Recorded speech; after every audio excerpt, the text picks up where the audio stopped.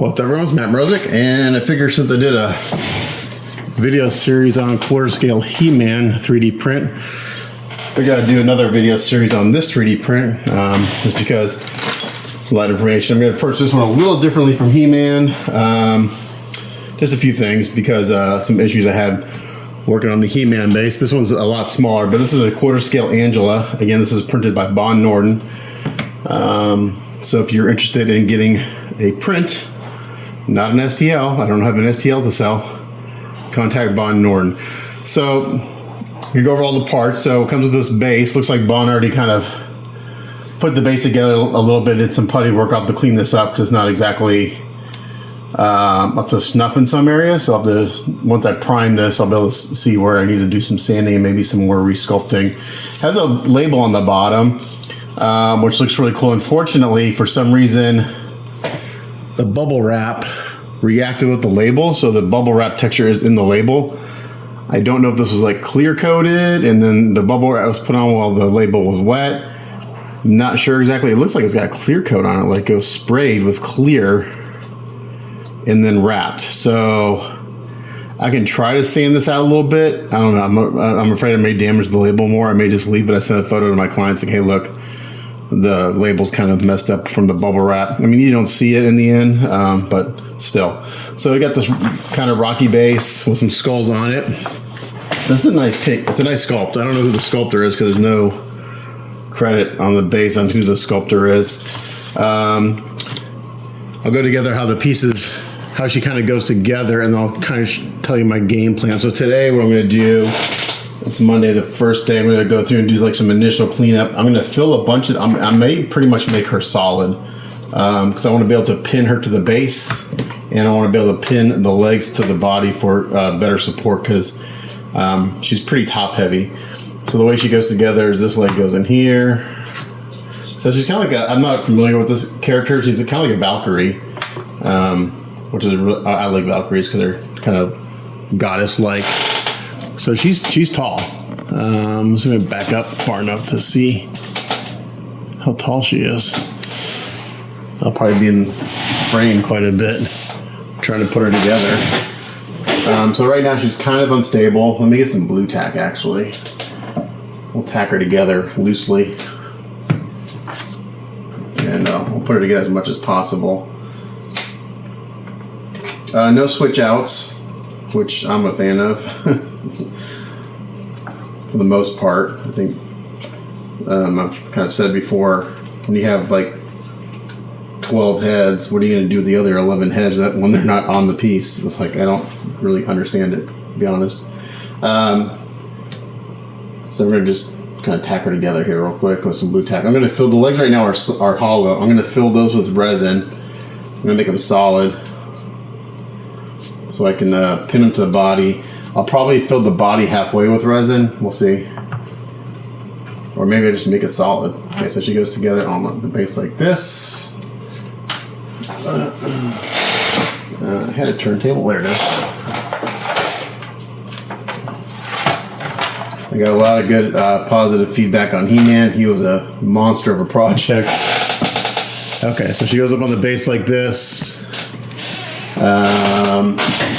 And then her arms, yeah, I'm not sure how much I'll be able to put her together. Let's see. Her hair is pretty big, and even though it's hollow, it's heavy. The arms were printed solid, which is nice. So I'll be able to pin those and get those in pretty easily. Again, when you use blue tack, things really don't fit together perfectly because you got that little bit of material in there kind of holding things together, so it creates gaps. So today's goal is kind of do initial cleanup and fill things with resin. I anticipate a couple days of prep on this thing. So that goes like that. And then she's got this face plate that comes on, goes on her forehead like this. That'll get glued on eventually. That's held in, and then you can put her hair on. I should probably put the back skirt on first. So the back skirt goes on here. Yeah, I'm gonna fill her. I'll probably just make her solid. I think it's the smartest thing to do. That way I can pin this in place. Because then this goes in here. The sheath to her sword goes in like that. I'll be able to put her mostly together. I won't be able to put the arms on, the hands on. And then the hair comes in like this. And this is, again, just kind of loosely fit together. So right now she wants to lean back quite a bit because of the hair. So that will get rectified through pinning and stabilization. So the base is hollow, but I think the bottom has got some resin in it. It feels a little heavy. So I think the bottom's got some resin in it. But I think in order to pin the feet, I'll probably pack in some 2-part epoxy in these upper parts, so I can pin it to the base. But there you go. That's how tall she is. Where's my tape measure? I had it out for packing. There it is. For packing Hope the other day. So she's tall. She's yeah, she's 20, almost 25 inches tall. So pretty cool piece. Nothing complicated for the most part. I can actually take a photo of this, and I just posted a photo on Facebook of just the parts kind of laid out in the label, but now I got it kind of together. And then she's got 2 hands, obviously, 2 hands. She's got this kind of staff with this huge ass like axe thing. Man, this thing is massive. And this will get magnetized or something so she can hold it here. Oh, that's the wrong hand. Sorry. Like that doesn't fit. This is going to go here on this sleeve, and then this is going to go here. Yeah. So this will get all. So what I'll probably do is I'll have to think about this. I don't think a magnet's going to be strong enough. That will probably get glued into place, and then I'll either do a pin or a magnet for this weapon in this hand. And then this, the hand with the sword, will probably need a pin because I don't think a magnet's going to be strong. I mean, I think a 1/4-inch magnet might fit in there. Luckily, this client, he drives to me. I think he lives in Houston. I've got a couple clients that live in Texas that drive to me and bring stuff and pick up stuff. I think he's in Houston. So technically, I don't have to worry about packing and shipping. So I could technically just glue her all together and make her solid. So I don't think he would ever sell her. But so that's the piece right there for the most part. Really cool, great sculpt, really pretty. But yeah, it's a cool piece. So this video is going to be pretty short, just kind of going over. But the hair is crazy. Nice sculpt in the hair. Hair is always the hardest part to clean out because all the support marks are in all the little strands and stuff, so that takes the longest. Again, Bonn did a great job on this print. Everything turned out really nicely. It looks pretty clean. Support marks are minimal. Doesn't mean there's still a lot of sanding and cleanup to do, but for the most part, it's really good. The He-Man, I had some issues with right at the end. I'm not gonna get into it, but I was able to fix it. Thank God. Yeah, so really cool piece. So we'll do some today. Again, I'm gonna do some sanding on the support marks. I'm gonna get the legs filled with the resin. I'll probably get these holes on the base packed with 2-part epoxy. Let that cure. I'm going to just stuff it in there, and there's supports in here so that I'll have something to grab onto because I want to be able to put a pin in her feet and get her so she'll stand up and not lean backwards because of the hair. So again, with it being all kind of loosey-goosey, things are moving right now, but once we kind of start solidifying things, she should stand pretty well. And I got to kind of fix the putty work that either Bonn did or someone else did here. It's not up to snuff. It's like they just packed it in with putty. They did a little sculpting here, but they didn't actually sculpt it. So that's what you do when you're joining pieces like this. When you put the putty in, you actually have to go in there and sculpt. Because if I primed this and painted this, you would just see a solid line. You would see this line that doesn't fit the whole piece. So it's not the end of the world. It's just easier to do when the putty is wet. Now that it's dry, I got to go in there with a grinder and kind of come in and bring out some of these details. I'll probably have to re-putty it and redo some sculpting, but It's not the end of the world. Just a little bit there. But yeah, really nice piece. Looking forward to doing this one. And stay tuned for the first work in progress, which I'll start to record here shortly. So for those of you that like to watch, you know, the 3 or 4 guys that actually watch my videos, stay tuned and I'll show you how I tackle this one. Nice piece. Again, printed by Bonn Nordin. Contact him on Facebook for a print. His prints are reasonably priced. I don't know what this costs. People keep asking me for the He-Man STL, and no matter how many times I say the STL is not for sale, I don't have it, they're like, well, how much? How much? How much? How much? And one guy, like, he was like, so by not for sale, you mean it's how much? I'm like, it's not for sale.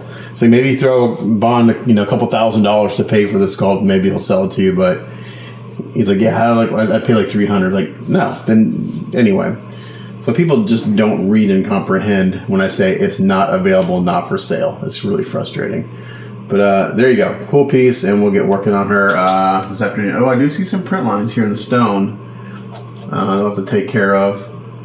I didn't notice until it hit in the light. It would have popped up as soon as I primed. But there's some print lines right here. So I could tell the way this base was oriented. It's printed in 2 parts, obviously.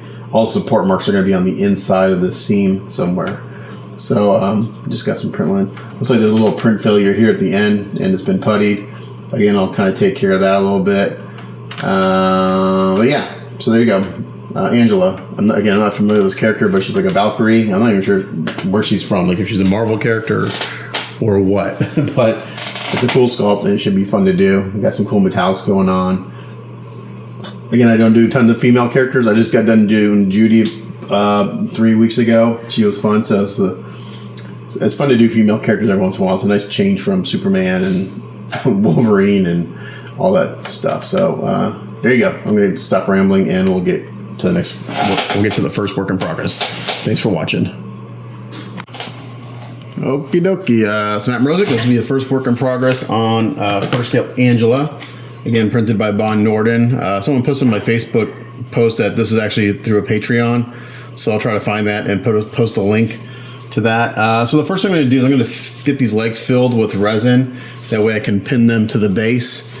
I want to be able to use a funnel to get the resin in there, but the hole's a little too small, so I'm just going to make this hole just a hair bigger. Oops, and that was not what I wanted to do. Well, shit. Now I get to putty that key. So that's an example of what not to do when doing this.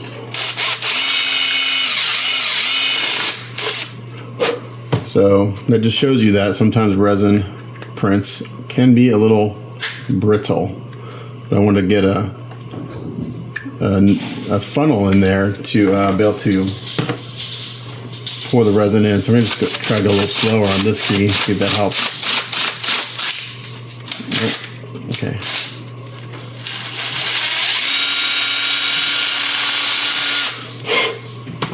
Yeah, so sometimes the resin can be brittle on this stuff. That kind of sucks. Not the end of the world. Luckily, you're not going to see that in the end. So what I'll do is once I fill that, I'll go ahead and putty that key and just make it. I'll fix it because we don't want that.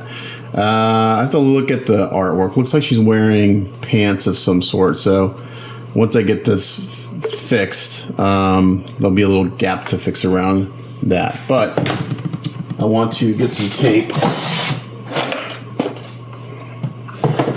And I'm going to tape off the holes on the bottom of the feet.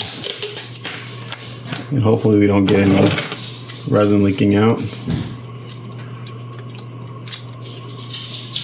So I'm going to use I've got 2 types of resin. I've got like a quick set and I've got a slow set. So what I'll probably do is use the quick set first and then probably use the slow set, just because the slow set doesn't generate as much heat. So I'll show you one leg, what I do here. And then I'll do the other one, and I'll probably do the body too. Let's see if not going there. So I'm thinking I want to fill this up to probably the waist maybe with resin, so I can pin the legs, get some support in there. Because again, I showed you the video where she's a little wobbly. Okay, for the quick set, The brand I have is just this. It's called SRC. That's the brand. Oh no, this is called Art Cast. I got this locally here. There's a molding and casting supply store just down the road from me that I got this from. And it's just pretty simple. Mix it 1 to 1. I'm going to get the paper towel and some thinner. Let's get everything else out of the way. That's kind of my problem. Sometimes I start doing this step and I'm not properly prepared. I got stuff in the way. That's when things get messed up. So let's just get this to the side. Because while that resin is solidifying in the legs, I can work on doing some cleanup on the other parts, the sanding and stuff. All right, so we got this taped off. Hopefully this doesn't leak. And the way to figure out the volume really would be to pour water in here and then pour it out, but I don't want to introduce any liquid and I don't want to introduce any moisture to this leg. So we're just going to do it in a few, you can do it in a few pours, a few small pours. So it's 1 to 1. These measuring cups I have are from the paint store.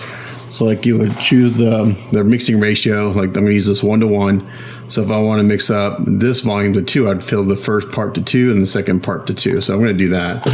That should get me probably the calf. So I'm going to mix this part to the 2. And then part B to 2. And this stuff you don't have to be like super accurate. You can do it by weight or by volume. If you do it by this particular brand, if you do it by volume, you'll end up using a little more part A than part B. So then I just mix it for good. You get about this starts to kick off after about a minute. So I mix actually about 2 minutes. So I mix it for a good 30-45 seconds. And you can feel it to start warming up. And now I did make that hole for the funnel, but I'm not going to use the hole, unfortunately. So this is kind of my brain at work. Or not working, whatever.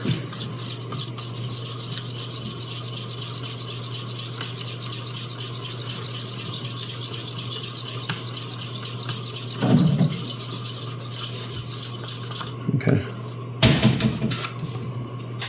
It warming up, so now I'm just going to be careful. I'm going to pour this in.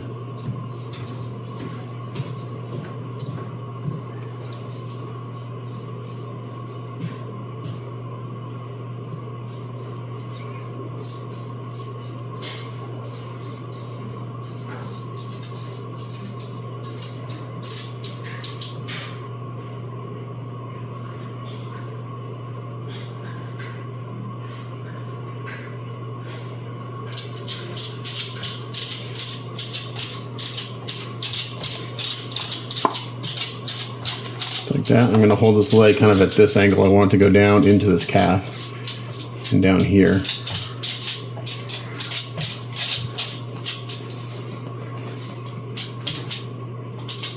And you'll feel it start to warm up. Yeah, so the resin on this one, the resin on the He-Man sculpt was really pretty damn flexible. I was surprised. This one is not as flexible, so I think I asked Bonn what he was using for resin, and on the He-Man he used ABS like with some tough resin in it. When you mix the tough resin in there, it makes it more pliable, so maybe this doesn't have the tough in it. I don't know.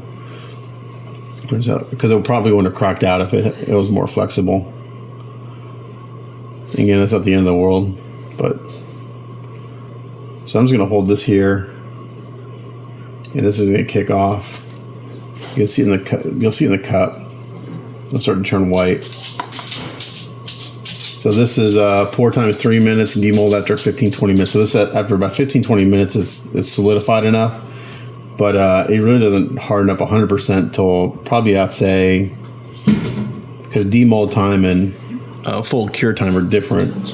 So I'd say after about 45 minutes to an hour, it's probably pretty solid. I can start to feel the calf is warming up. So I'm just going to pause here and I'll come back when I'm ready to pour some more.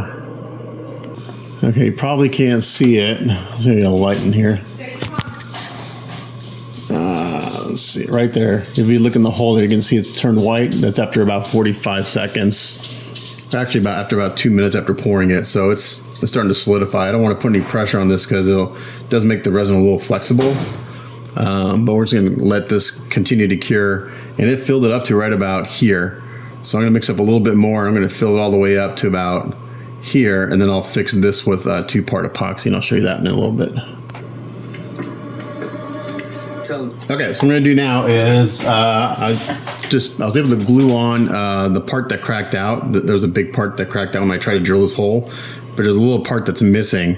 So what I did is I basically I glued it on, and I've kind of used some tape here to build a little dam. I'm going to finish filling this up with resin. I'm going to try to fill it up right to the top here, and hopefully it'll solidify the part that broke off and fill in that little part. And I don't need a lot for that because it's filled up to right about, again, without getting a flashlight, it's filled in right about here. So I'll end up losing some resin because I don't need a lot. And I filled the other leg up. The other leg is solidifying, and it's filled to right about, again, it's filled up to right about here. So we'll see. Maybe I'll try to fill this in a little bit. There's a way I can get this to stand up. That'd be a good, actually, let's see if I can do that. Find a way to get this to stand up.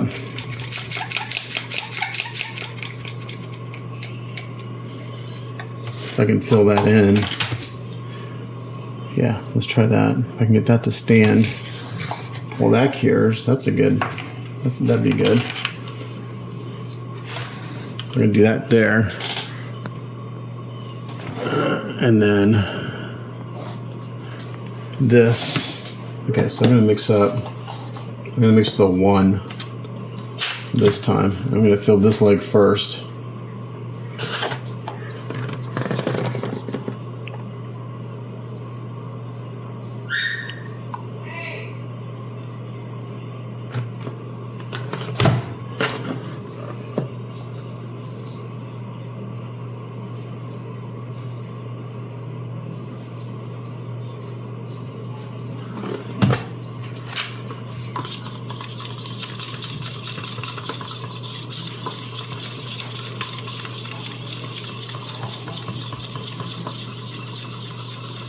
And if I get these 2 filled, and those legs are filled.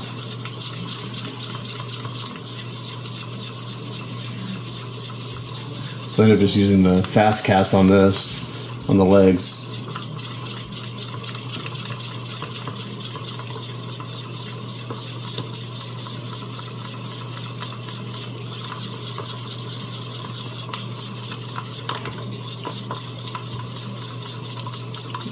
Make sure it's thoroughly incorporated. I'm going to fill this up.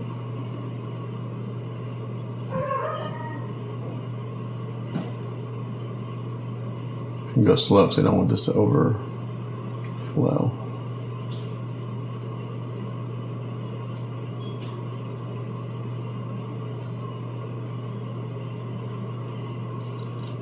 Okay.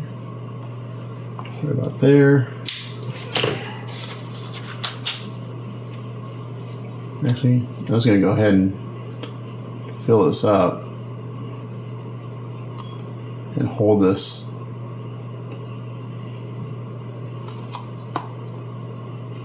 Okay, I'm just going to hold this like this so this sets off. And that was just enough resin, so I'll come back when this is kicked off. All right, similar with the last leg, I've just kind of poured this and I pulled it just a little bit past the hole. So once this cures, I can sand this smooth and that keel will have been fixed and all the gaps will have been filled, so I don't have to worry about doing any putty work. So I'm just going to hold this like this for 10-15 minutes and put it to the side, and then I'm going to work on doing some filling on the body. Okay, so I got the legs on the side, they're curing. I took the tape off of this one, so now this will sand smoothly and this should be fixed nicely. So now I've got the body here. I've gone ahead and taped up the holes, the drain holes and the suction holes, whatever you want to call it, for the print, and the leg socket, and then also back here where the her skirt goes into. And again, I'm just going to guesstimate how much resin this is going to take. Yeah, we're gonna go just make her solid. I think is the best thing to do. And in my plan, and kind of when I'm working on this, I think what I'm going to do is I'm going to end up pinning and gluing the legs into place, and then that way I can fill any gaps around her legs and her shorts. And then I'll just end up masking the legs off after the skin tones. Again, it's a little more mask in the end, but I think it's better to do that than try to glue her together with her painted. I hate gluing painted pieces together because you're trying to line things, and that's when paint can get scraped up. So I rather have a little more masking and less chance of damaging the paint, because that's what we're here to do, is paint this and make it look pretty. I'm gonna guess. I'm gonna go to the 3.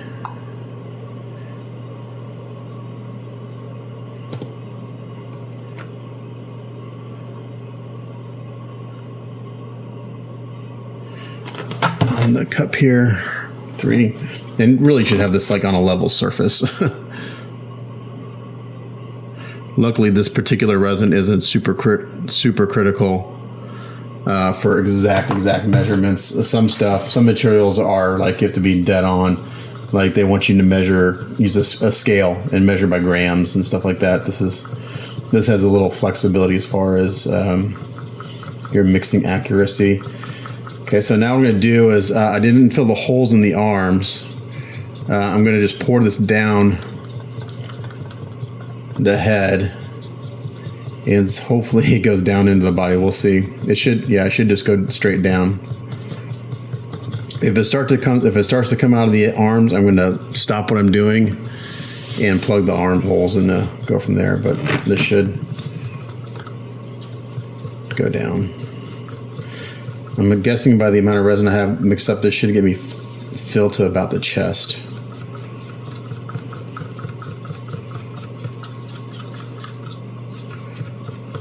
Okay, and the more you have mixed up, the faster it kicks off. So just be aware of that. Again, I'm going to go slow.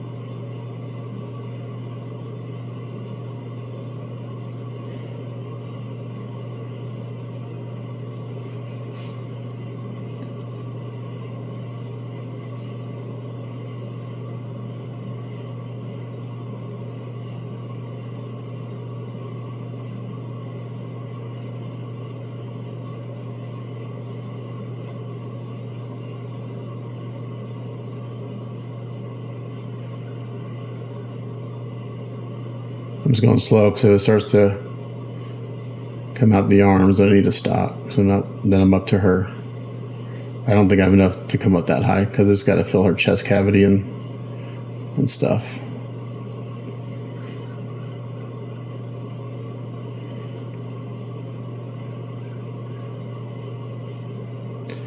But this will give me filling her solid will give me some good. I'll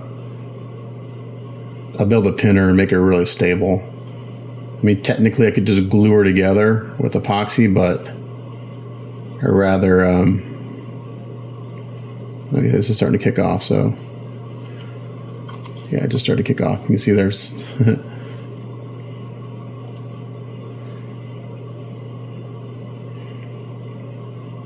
Okay, I need to get this. All right, I'm just gonna hold this here until this kicks off, and then that way I can break this off easier.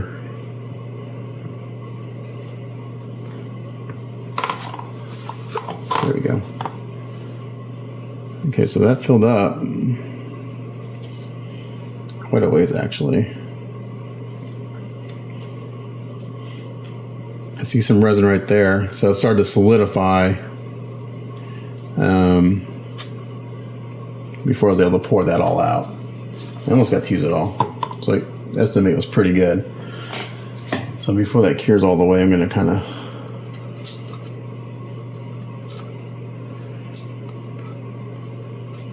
get that out of the way, because I think I am going to go ahead, once this has a chance to dry for a while or cure, I'm going to go ahead and plug the holes and fill it up to the arms so I can have a good place to pin the arms. So we're going to let this cure for a little while, and I'll finish filling her up, and then I'll come back.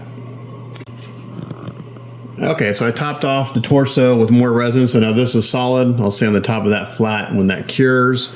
I sanded the excess resin off the legs. That's flat. That's flat. So I'm done with resin filling. Didn't take crazy long, just got to do it in small steps. So while that's drying, I'm gonna go through and start sanding all the parts and taking care of any support marks that I find. So this is a multi-step process. I go through and I do the initial cleanup, and then once I think I have it pretty good, everything gets a bath and some primer, and then we go through and do it all over again. So it's going to take a few rounds. I never get everything the first or second time. The part that's going to be the hardest cleanup is going to be the hair, as usual. So all the support marks are down in this area. I'm not sure if they should, if I kind of move this in the light, I'm able to see them kind of shining. So we'll sand this. I'll probably end up losing some of the detail in the hair there, which is not the end of the world, because I'm really more concerned about what's going on the top here, where all this is sculpted in. There are some print lines here I can see. I'm going to try to get rid of those because when I dry brush, those will pop out in a heartbeat. If I can't get rid of them 100%, then I'll have to do all the hair all by airbrush, which is not the end of the world. That's not typically the techniques I use, but sometimes on a print, you got to, again, you have to weigh how much time do I spend sanding and trying to get those print lines all the way out versus doing something else. Because again, I've got to be conscious of, that I'm not spending unnecessary time to do things that I can fix in other methods. Again, because I charge by the hour. I always say that, but I charge by the hour. So that's just, constantly thinking that it's like, okay, is it worth the time and the expense to do it this way, or is there a better, more efficient way of doing something and getting it the same results in the end, or better results? So that's kind of like, I'm constantly thinking of that. So like some of these parts, like these wings, are really clean. The only support marks I saw were like really on the key and a little bit. This is a 180 grit sand stick. I don't care about heavy scratches there. That's gonna get a key or a pin anyway, but really just kind of on the key here. So those, until I prime them, I think are pretty much clean. Like on this part, again, the support marks are on the back side along the edge here a little bit. So anytime there's a flat edge, I just go in with a sanding stick. And this is, again, the 180, which isn't crazy aggressive, but it's just a quicker way to kind of get rid of the support marks initially. And then I go back with like a super fine sanding sponge like this to kind of clean up and reduce those sanding scratches. And as I'm going, I am giving everything a light sanding with the super fine sanding sponge. Like for the torso here, again, you may not be able to see in camera, but as I turn this in the light, I can see the voxels, which are the print lines. And depending on the surface you look, like here, there's none. I don't see any here. And since the way the printing technology works is typically towards the top, so it kind of looks like a topographical map. So those have to get a light sanding to reduce those as much as possible. So yeah, so it's just a matter of going through, and it's like cleaning up any other garage kit. Is getting rid of all those imperfections. So when I stand there, you can see all those little white specks. Those are what the supports were. And since this is on the back side, and once this is on, I really don't. There's not much here sculpted in there anyway. All the details are on the front, so I'm not too concerned about losing any detail on the back side, because there really isn't any detail. So I can be a little more aggressive with my sanding to get rid of those. You can also go in there with spot putty and spot putty every one of them, but Bond's print settings are in a way that they actually come out pretty easy. The tricky part is getting to areas that are hard to get to.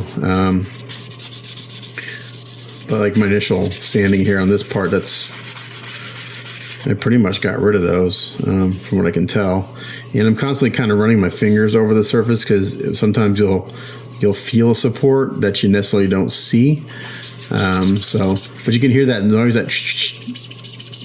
that sound right there. That's the sandpaper going over the print lines. So you may be able to see them, but they're there.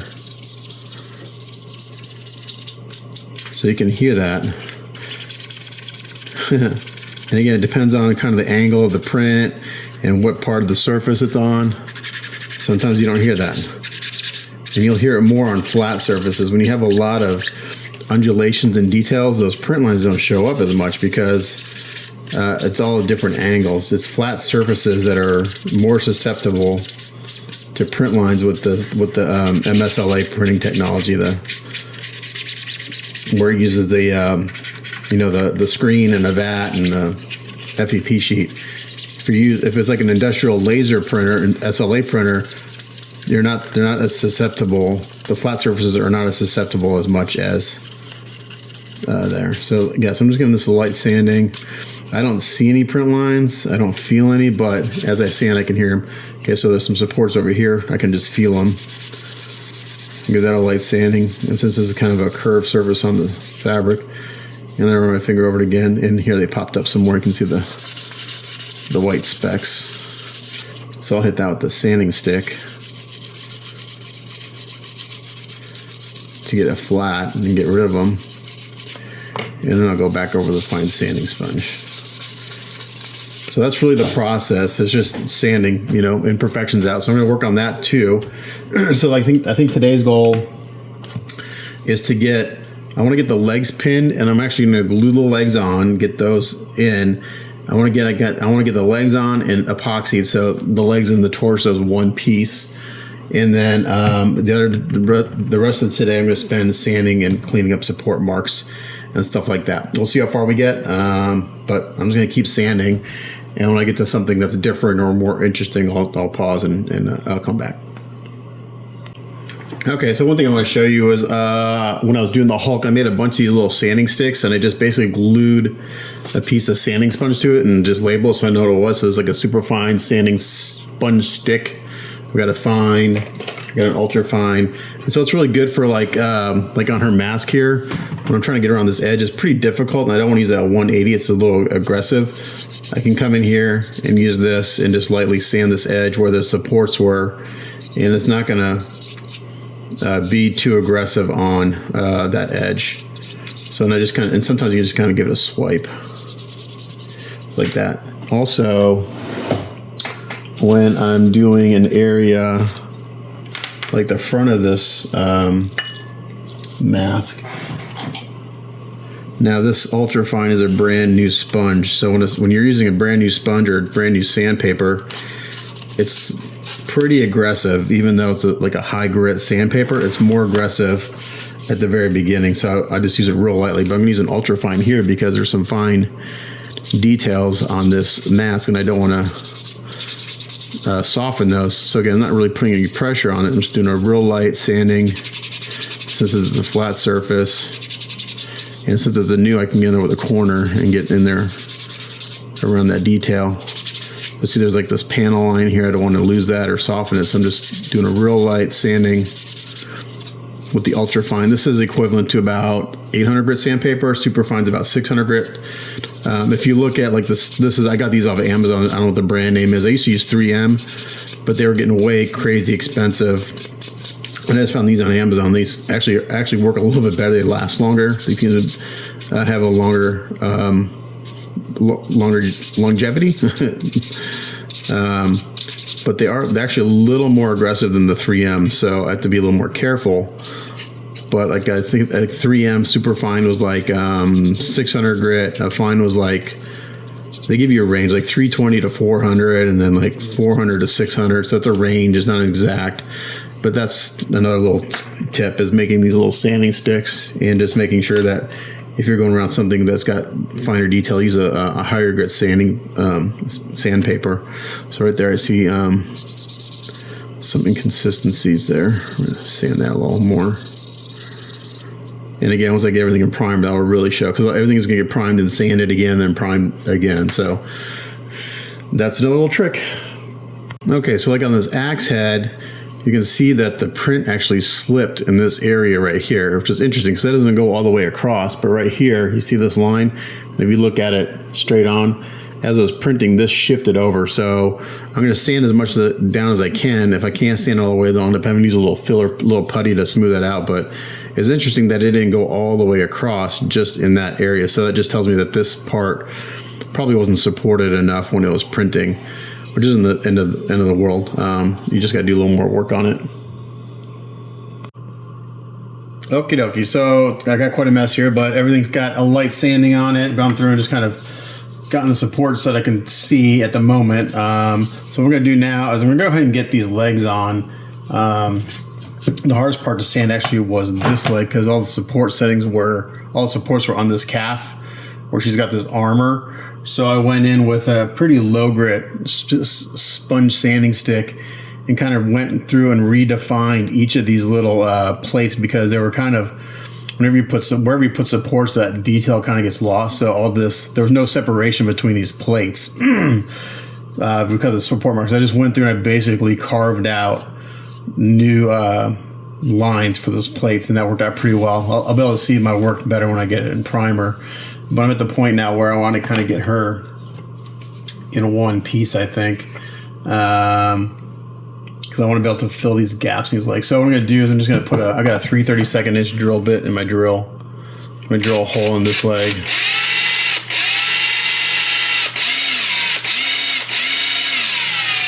So that goes down that far. And I'm going to do my blue tack trick. Or the blue, it's not my trick, it's just a trick. Now this leg keys in pretty well. It goes in there and it locks pretty well. This one's got a little play in it. So what I'm going to do is I'm going to get this one. I'm going to get her left leg glued in epoxy, and I'm going to get that solidified.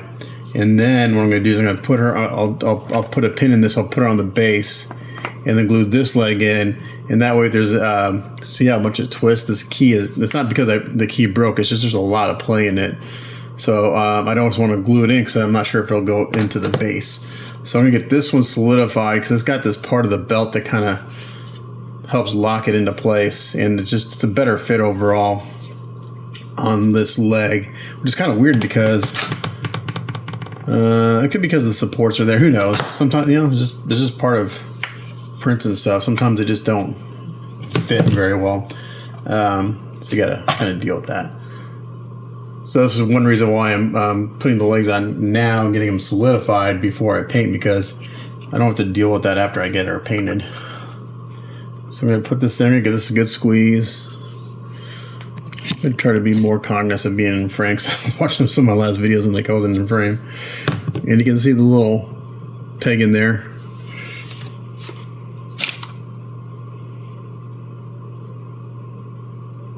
So I'm going to do is I'm going to get a hole here. I'm going to make the hole in the waist a little bit bigger so I have some play, so I'll fill it with epoxy. And that'll take care of any discrepancies. So it's a 3/32 inch. I'll probably go up to, probably 5/32 maybe. No, maybe that may be too much. Maybe 1/8 inch. We'll just go 1/8 inch. Put that back, and we'll do an 1/8 inch pin, and that'll really secure that hip joint. And for this one, we're going to go in pretty far. So this is why I filled these legs with resin, so I can go in here and do this.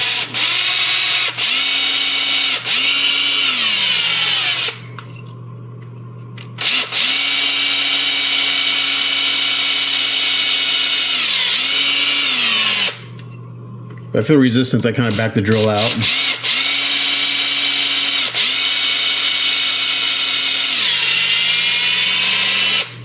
So now we're down to about there.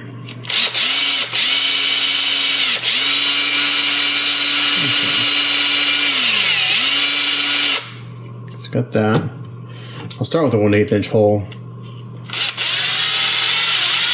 here. I can only go so far before I'll come out the back, so I don't want to go too far. Oop, started to go out the back. I could feel it. Okay, luckily it didn't come through. Okay, so we're gonna put that away, and then we'll get a piece of 1/8 inch brass. Is this 1/8 inch? No, that's too. It is, but it's too short. Let's get.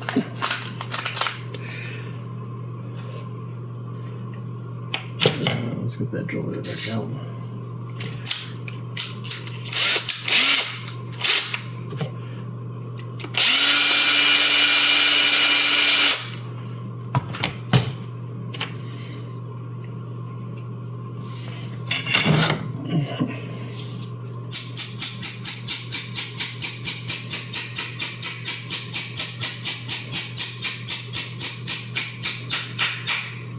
That's about it.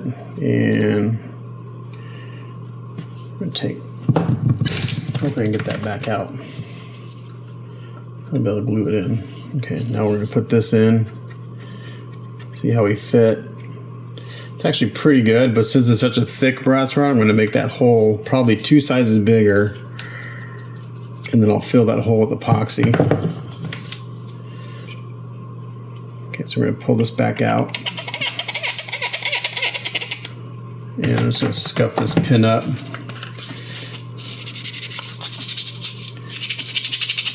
This will be the same process on the other leg once I kind of, well, I'll have to show you because I have to fit it while it's on the base.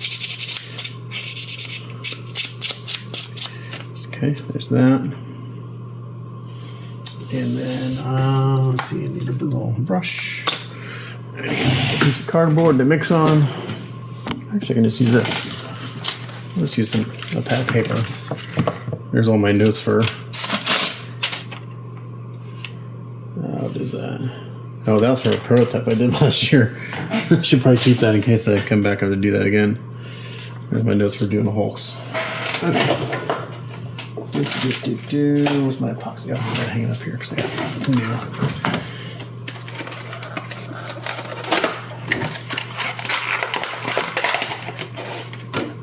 Okay, so for the first thing, I'm just going to get this pin glued in. I'm going to let that solidify.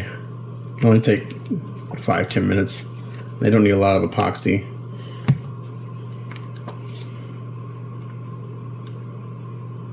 That's more than enough to do this.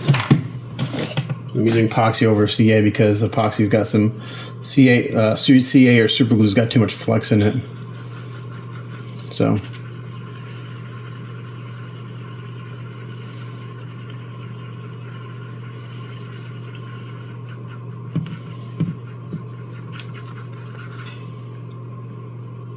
Coat this. We're going to put it back in the leg. And this will make this pin permanent. Just like that. And we'll get a Q-tip and clean up the excess. Okay, so I'm going to let this cure for, oh, I don't know, 10 minutes or so. I want that to be nice and solid so the pin doesn't pull out on accident when I go to fit it. So I'll come back when this is cured. Okay, so it's dried a little bit. I've drilled a 5/32 inch hole in there, and I bent this pin to the right location so that when I put this in, it lines up correctly. So now I'm going to epoxy this, and I'll hold this together, you know, just by hand for 10 minutes or so until it kicks off. And then once that's done, once I get both legs out, I'll go in and I'll fill this gap in with a little bit of body filler Bondo, but we'll show you that later when we get to it. So right now, I'm going to get some more epoxy going here. And I'm using an epoxy brush.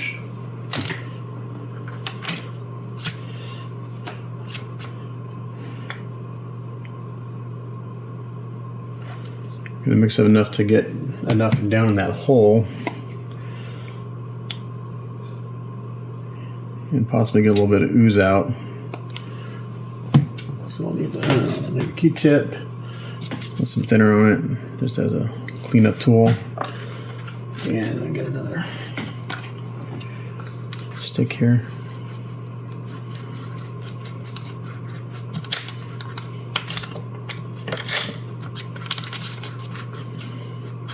I always forget. I used to use pads of paper like this for mixing epoxy, which is great because once you're kind of done with this piece, just tear it off, throw it away.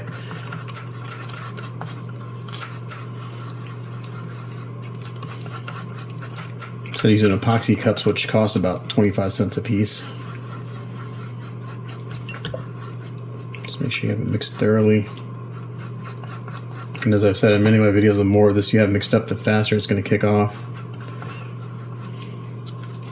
So as it heats up, it kicks off faster.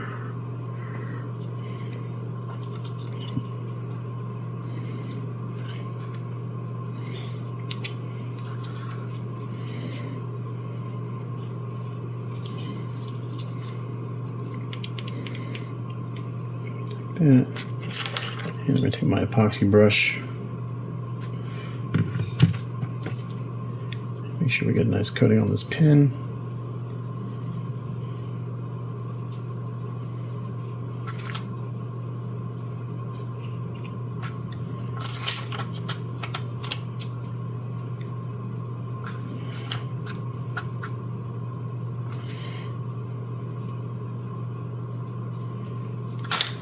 That.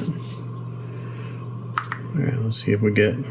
Yeah, I'll get some ooze out. Got a lot of epoxy in there, which is better than having not enough. Okay, so now I got way too much in there. So that's when you get your Q-tip, some thinner or alcohol on it. Clean up the excess before it cures.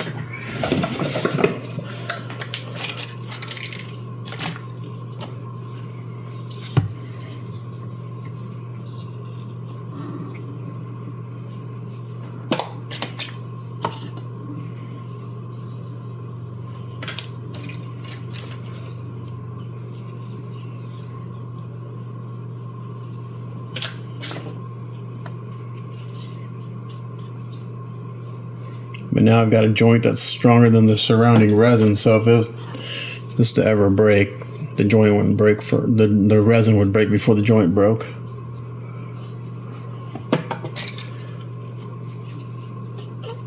I got through a lot of Q-tips doing this, but Q-tips are cheap.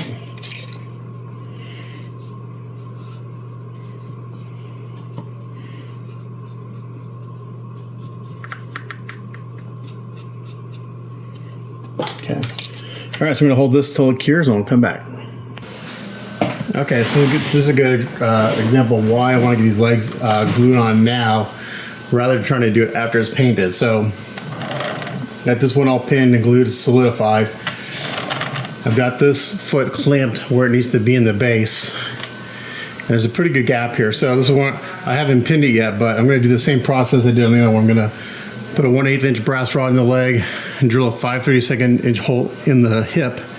And I'm going to clamp it all together like this and let that cure. And then I'll fill this gap in with filler. I'll probably use my 2-part epoxy and let that dry overnight so I can sculpt it a little bit since the gap is so big. If I just did Bondo and wiped it away, there'd be a definite, you'd be able to see it. So I'll use some sculpting epoxy to fill that in. But this is how I'm going to achieve the right fit for her on the base. Now, excuse me.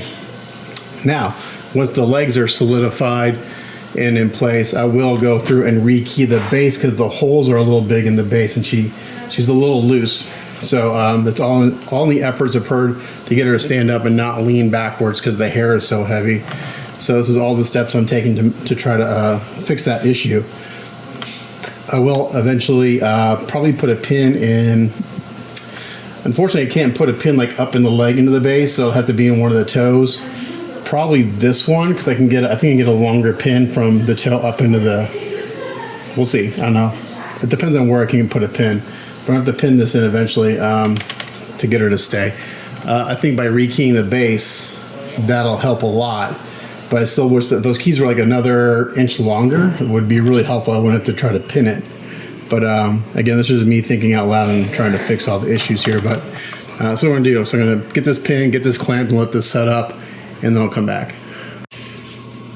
Okie dokie, so I got the legs epoxy. These look really good. And you'll see here I got a got a gap to fill here, and I've got to fill the gap all the way around this leg, but not going to worry about that right now. What I'm going to do is I'm going to go ahead, instead of making this part, I wonder if I should keep this, thinking about magnetizing this part and the sword. I think that might be a smart idea, because otherwise that's kind of flimsy down there. Might be susceptible to breaking. So I'm going to go ahead and do that, and I'll do 1/4 inch magnets for that. That's what I got. So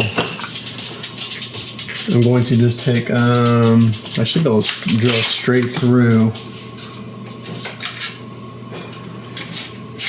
this, oh,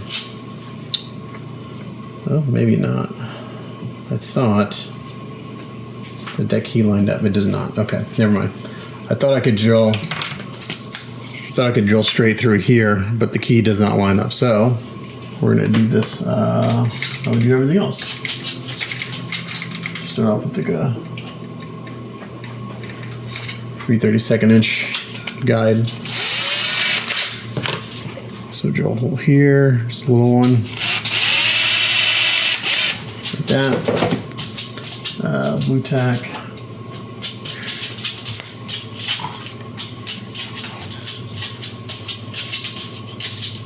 In here.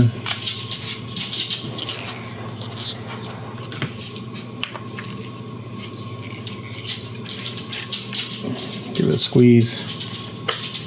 Pull that out. And you can see the little tab of blue there.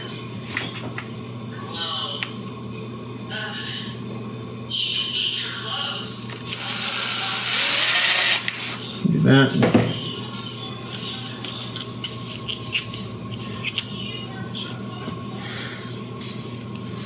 Yeah, get this excess blue tack out.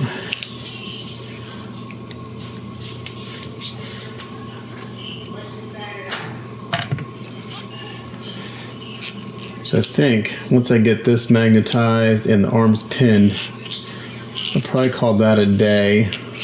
It's a pretty good day. Full day's worth of work. And then tomorrow, I'll worry about doing all the putty work and rekeying the base, or the majority of the putty work, and that kind of stuff. So let's see. So I need a 1/4 inch. 1/4 inch drill bit.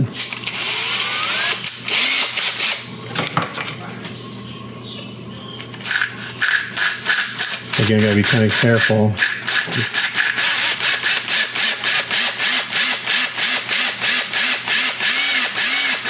This resin seems a little on the brittle side.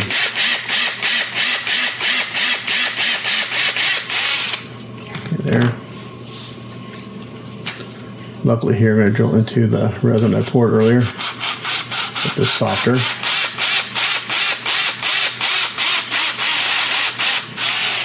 Okay. And then for the magnets, some 1/4 inch magnets here.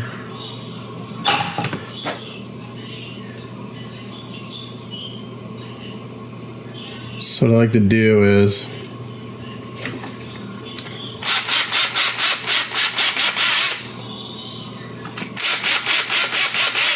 and what we'll probably end up doing is gluing this part and just making this whole part magnetized. That's kind of what I'm thinking. So I thought magnetizing this to this, and it's just, you don't need to do that. Okay, for magnets, so I got these 1/4 inch magnets. I'm going to put 2 in. And what we're going to do is I'm going to, where's my glue? I'll recess it a little bit and then fill it in. I'll recess it a little bit and then fill it in with super glue and talc to lock it in place. So that's in, just recessed just a little bit. Kind of lock it into place. Okay. And now we'll get some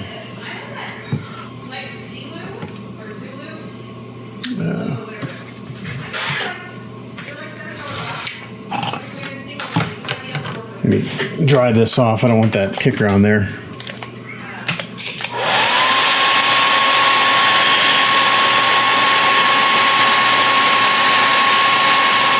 Okay.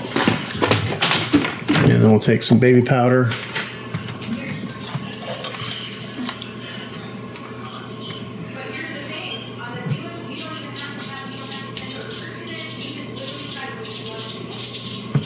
And we'll mix that with some super glue. And we'll make a little super glue putty filler.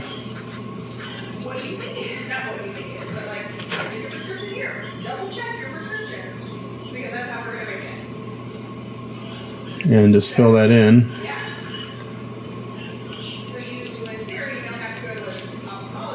Just like that. We'll let that sit for a few seconds. It'll dry pretty quick here.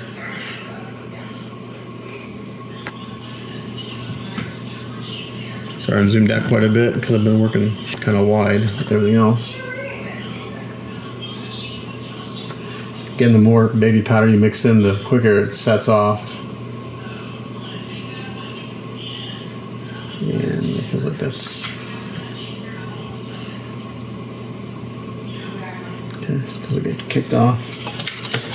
And let's use... what was that sanding stick I had earlier?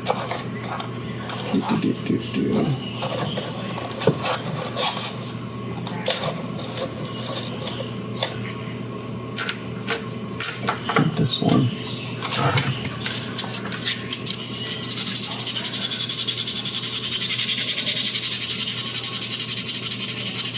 Sand it smooth.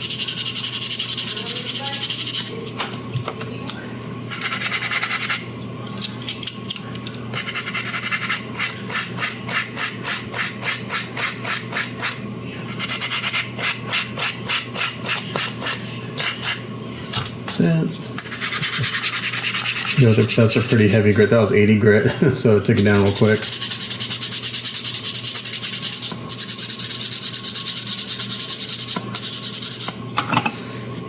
Okay, that's good. Now, put in the other side. We might want to make sure that our polarity is correct. So,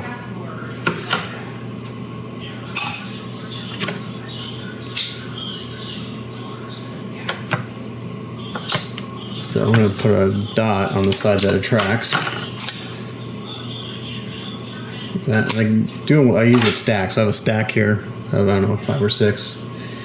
And that way I can use them kind of as to place the magnets in the hole. And again, I'll probably put in like 2.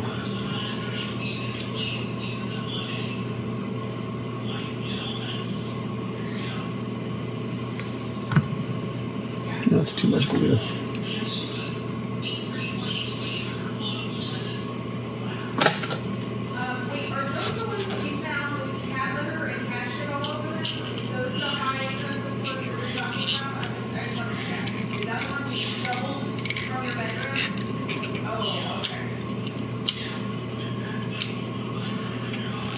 Trying to get these out.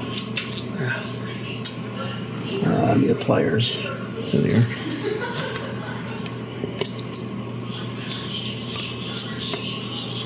There we go. Okay. Clean up the excess glue in here. Now this one I'm not going to worry about filling and smoothing out because I don't need to. Let's sit down with some zip kicker. And then hopefully we did this right. Here we go. So it's just enough to hold it in place. Perfect. So when this gets glued on, that'll hold in place just fine. It's got just enough pull to keep it from falling out. All right, so that's magnetized. Let's see, any other magnets? Nothing else can be magnetized. Everything, the arms are gonna get glued on, the hair is gonna get glued on, everything's glued. The only other thing really is gonna be like pinning the arms into place. Let's see, let's put this to the side, put the magnets to the side. And I can work on pinning these arms real quick, or the hands. So this hand goes into This goes into here. And this will be, yeah, I think I'll do that with a pin instead of a magnet. I don't think a 1/4 inch magnet will fit in there. And if it does, I don't think it'll be strong enough. Yeah, I don't want to try to, yeah, there's not enough room to, with this resin being as brittle as it is, I don't want to risk that. So I'm going to use a 3/32 inch pin.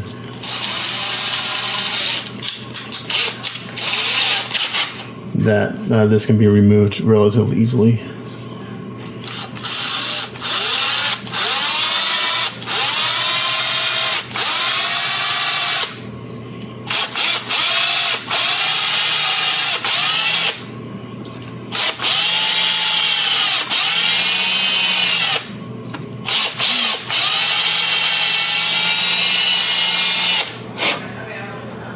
So I just kind of eyeball center there.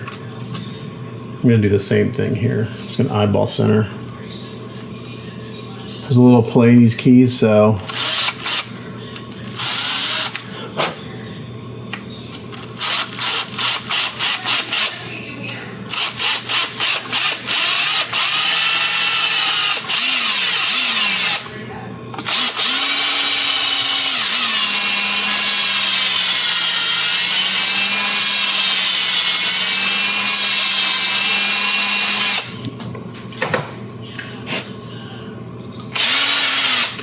okay.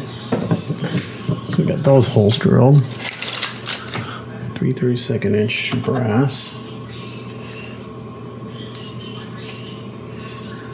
I'm gonna get this glued into place. Gonna do the same thing I always do. I'm gonna scuff it up a little bit. And I'll go ahead and use epoxy instead of super glue because this needs to be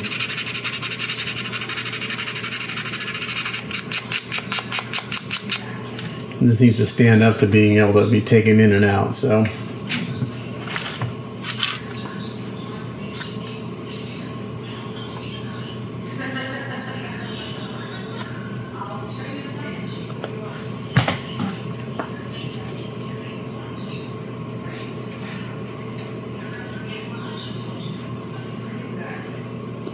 okay, and same deal. I'm just gonna mix this up. That's way more than I needed, but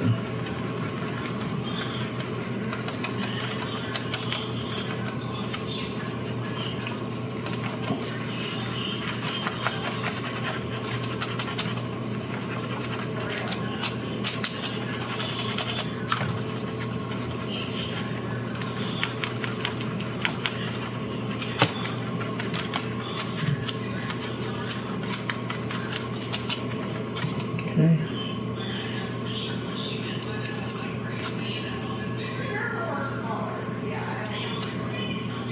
Put that in.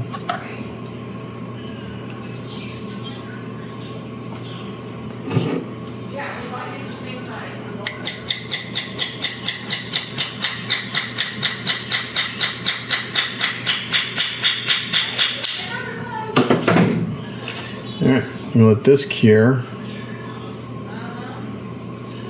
And then I'll cut it to length and test it.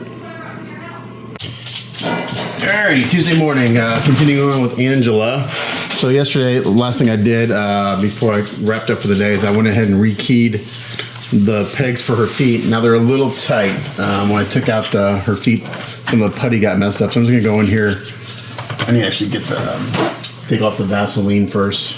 That's in there. So I'm just gonna kind of clean out these holes a little bit, so I don't want to embed that. And I also, since this base is hollow, I packed in quite a bit of that 2-part epoxy into the keys, so that now that it goes into the base quite a ways. So if I need to add a metal peg or metal pin, I can. So I filled in, I just kept pushing it down until it wouldn't go any further, because there's supports inside the base. So I just kept pushing the putty in until it wouldn't go down any further. So now I gotta loosen these up a little bit because they're a little tight now. So I'm gonna come in here and just give this a light sanding. But there was a lot of play in these keys. So I wanted to rekey them. Actually, let me see if I can't roll some sandpaper and make it a better shape.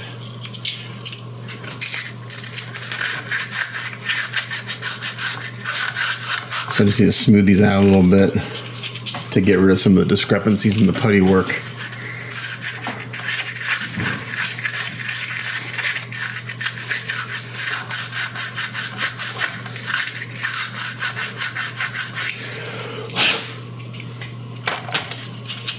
Hopefully that I'll have a tight enough fit that she can be taken in and out of the base, but it's tight enough where she's not going to lean, but it's loose enough where she can be removed. That's like the goal. But there's probably a good 16th of an inch of putty inside this key, so that just showed you how much room was left in there. So digital sculpts are great, but a lot of times they still need, you still got to work on the fitting.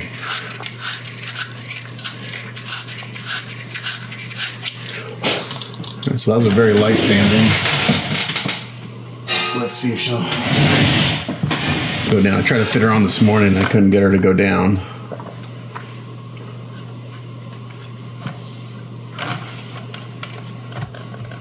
Okay, so it's still pretty tight. So I'm going to work on getting that sanded out a little bit more until I can get her to go down relatively easy. So I'm going to work on that and I'll come back. Okay, so a little more sanding and I'm able to put her down in the base now.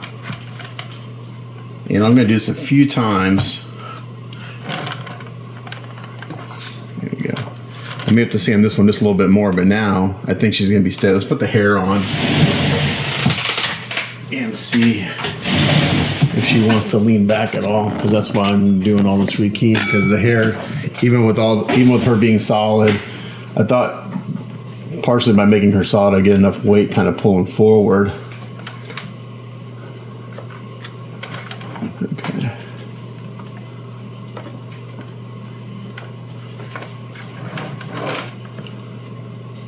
Her hair goes this way. Look at the hair, it'll take a lot of work. There's a lot of print lines in this hair. Okay, this arm's got to come down a little bit.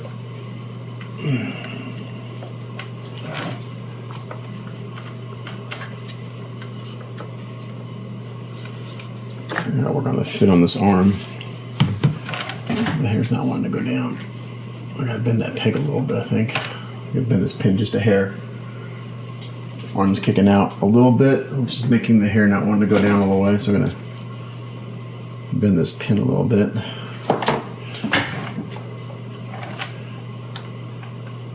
Here we go. I think that's what it's supposed to be. I'll put the hair on.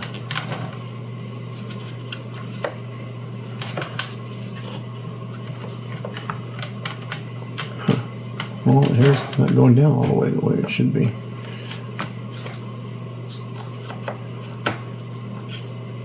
Okay. I think this arm is not fitting correctly.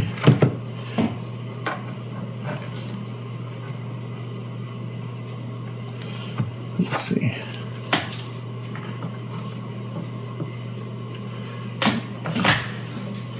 Yeah, I sanded that down.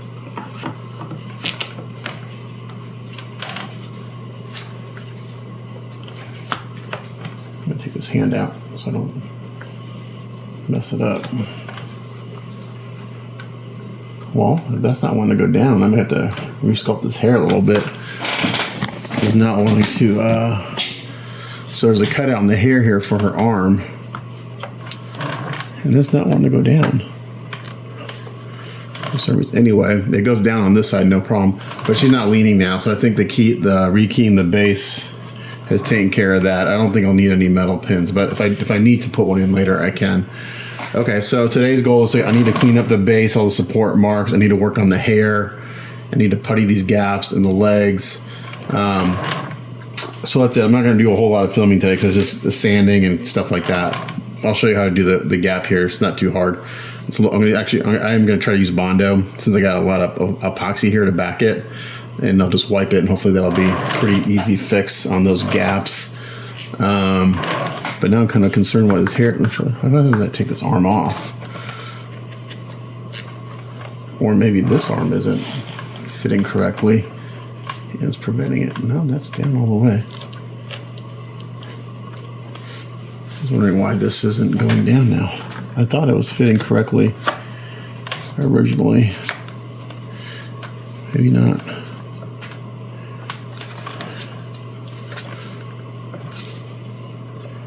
I mean, it's in there. I guess it's okay. Maybe I'm just reading this wrong. I'm thinking that this cutout should go over, should lay down, but maybe it's not supposed to. It does on this side, so maybe I'm just overthinking it. I think that's the case. I thought maybe this is supposed to touch her shoulder, but I don't think it. Now I'm looking at it, I don't think it is. I think it's fitting the way it's supposed to fit. Yeah. Okay, we're fine. I was like, okay, that doesn't make sense. That's how that arm goes on. Okay, yeah, so now we got a good fit. She's not leaning backwards from the weight of the hair. So yeah, so today's gonna be just sanding and doing some putty work, and hopefully I get the majority of the rest of the cleanup done today, and I can get some primer on her tonight, because then I'll have to spend another day sanding anything I missed and repriming and all that fun stuff. But I just wanted to show you what I finished up yesterday, which was the keying of the feet to get her stable in there, and now she doesn't wobble.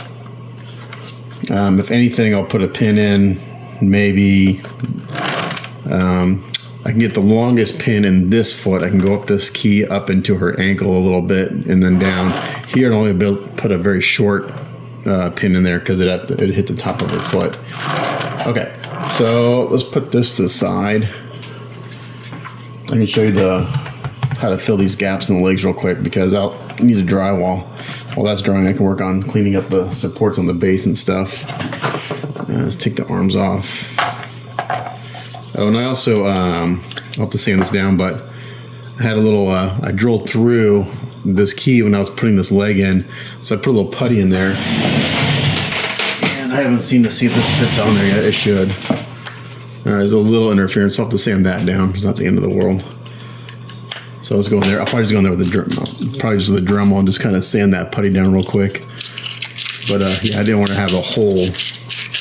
Since this part's removable, I didn't want to have a hole there. It's just kind of a presentation thing for. Not that it really matters, but you know, you don't want to have random holes and things when your client gets a piece that they spend a lot of money to have you build and paint. There's like, why there's a hole there? There's not supposed to be a hole there. Actually, I've just got some 80 grit sandpaper here. I'll sand it real quick. It takes a lot of material off pretty quick.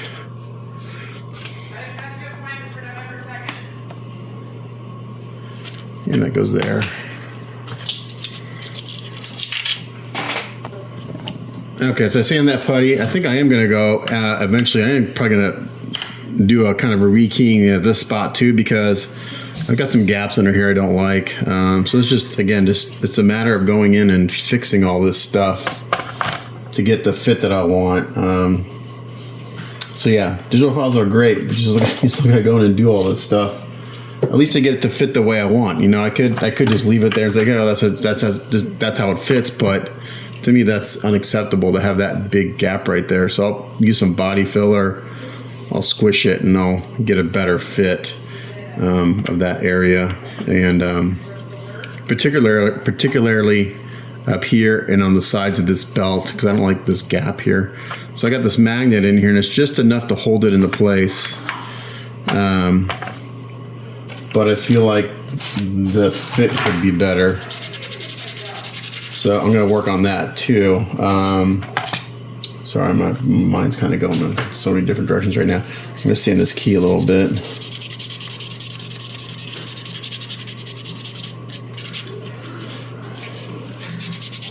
I hope I have enough body filler. I used so much body filler on Old Man He-Man on the bottom of the base, and it still wasn't all the way flat. It's way better than it was, but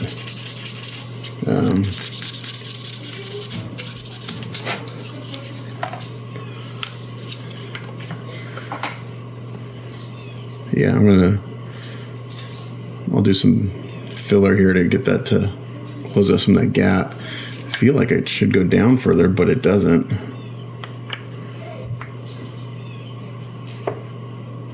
Yeah, I just don't like that, because even with the magnet, it doesn't want to. It's got a lot of weight here. So if I put some filler in there like that and fill up this gap down here, that will help take care of that. I feel like, do I need to sand this down a little bit? I don't know. I don't think it'll go down any further. Let me try that. I've got enough room up here to sand this key down a little bit. Let's see. I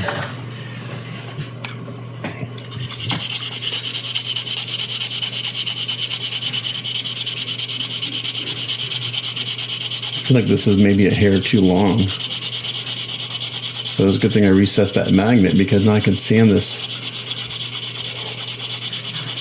down a little bit and see if that helps suck it into that joint. Just use a metal file here to file this down a little bit. I also have some 80 grit sandpaper on this sanding block.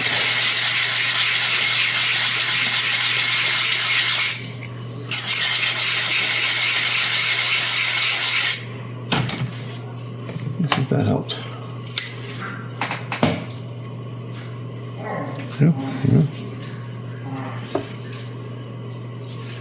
Yeah, a little bit. I still have a gap there, so I'm going to fill that gap with some filler. But it did suck it in a little bit, but I still think I could do a better fit here. I'm not too worried about the underside. The underside actually fits pretty good now. It's the top side that I'm not digging. So I'm going to work on that. To fill these little gaps here in the legs, let's do this. Now, I could use a 2-part epoxy, but I'm going to do the first. Let's see if I can just use some Bondo. I've done this in the past and it's worked pretty good. I need to clean up my areas. Get to that point where I need to probably take a break and kind of clean up a little bit. You gotta do that every once in a while, especially in this phase of a build where it's just messy, there's stuff everywhere. Okay, a little Bondo, a little stir stick, some Q-tips, a little thinner. So I got a little lacquer thinner. So Bondo is just a brand name. When I say Bondo, I just mean body filler, because people say, oh, where do you get Bondo? It's like, it's just a body filler. Any kind of body filler will work. This brand's Evercoat, which I actually like the Evercoat brand better than the Bondo brand. It seems to sand easier. Okay, I don't need a ton of this stuff. I'm gonna mix them up here.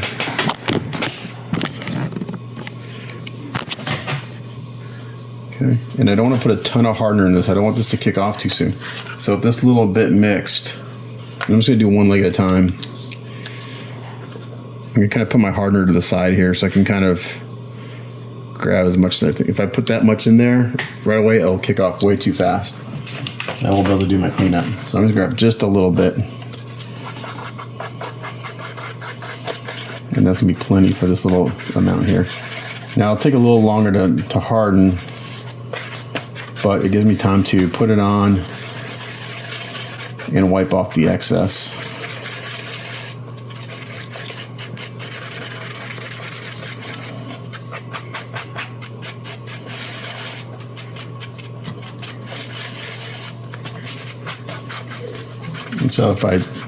So it's got just a slight tint to it.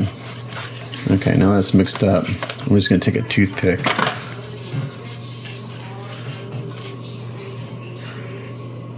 and put this in here. I'm not gonna be too neat about it at the beginning. I'm just gonna get it in there. Looks like I've got a good, the belt filled, I think the belt filled in plenty with the epoxy ooze out that I had. So it's kind of around the leg and her shorts here.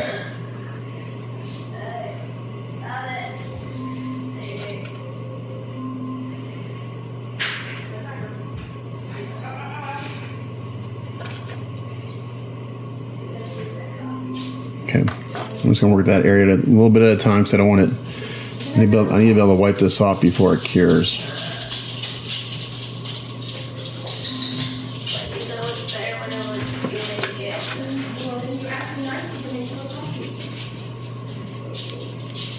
So I'm just got a Q-tip here with some thinner on it.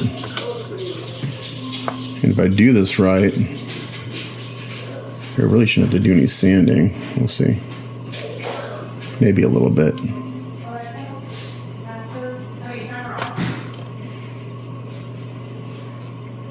You use your finger.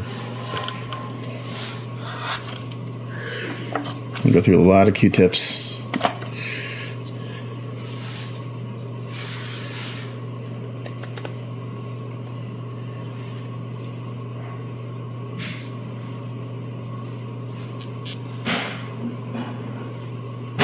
So I'll leave a little, I don't mind having a little excess on the leg. I can sand that off pretty easy.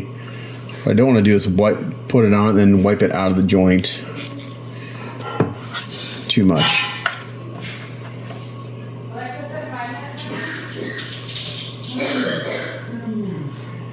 So I got a little more working time here so I can come in here.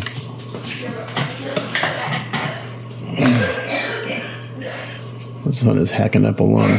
He's got a cold or something.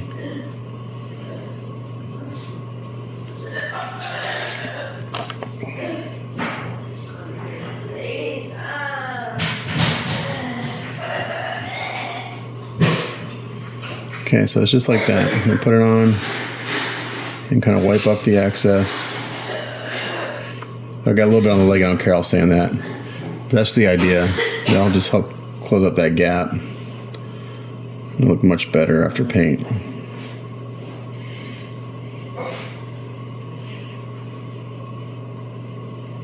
I'm gonna go around the belt and use kind of whatever's here and just push it into that joint.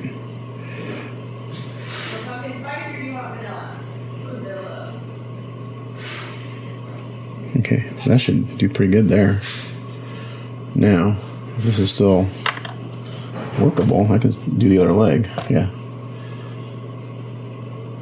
Again, I put very little hardener in this. I wanted plenty of time to work with this.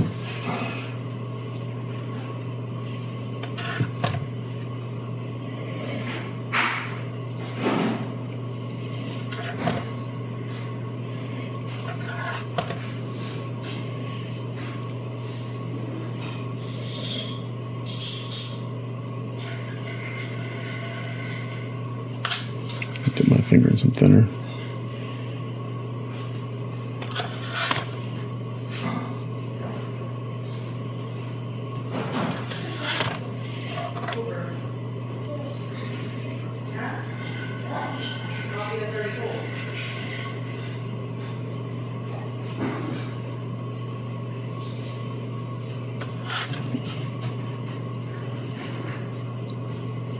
So I'm kind of, when I wipe, I'm kind of trying to try to stay away from that joint as much because I don't want to pull it out of the joint.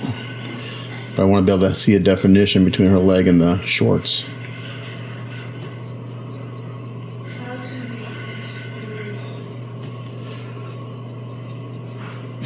Okay, so there's no gap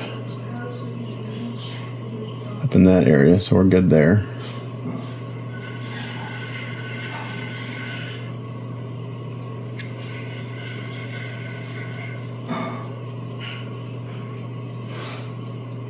Okay. I still have enough time to work on this little spot. I do.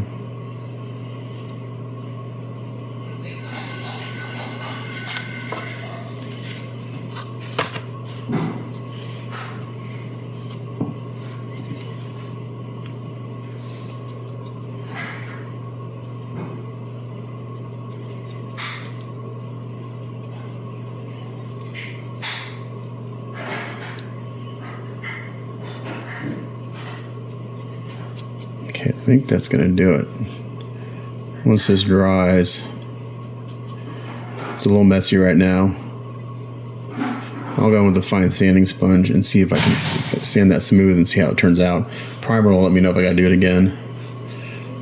But my initial thought is that this might work the first time. We'll see.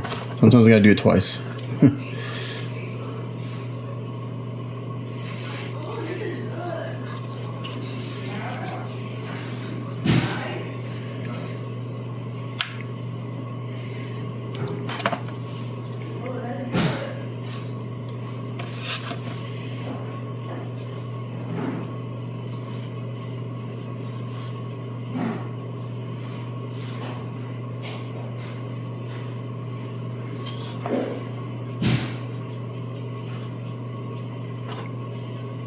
Okay, so that's the gist of that. Once that's dry, I'll give it a light sanding, and hopefully we'll be good to go. So we'll put that to the side to dry.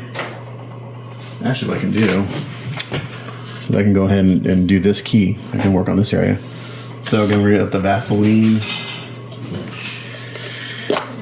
and I'm gonna coat this part in Vaseline.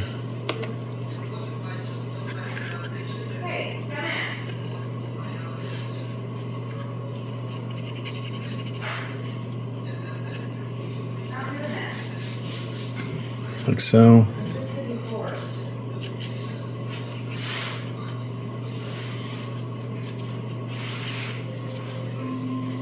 Okay, it's kind of but more than I need, and then I'll get another stick. I'll mix up another little. I still have hardener here I can still use, so I'll use that.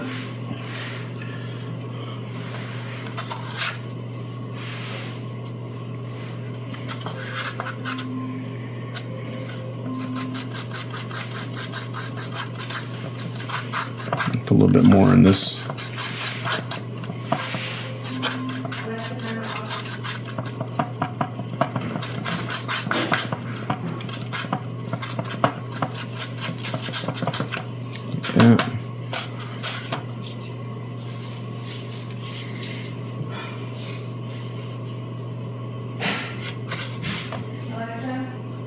Like that. And what's to be super neat about this,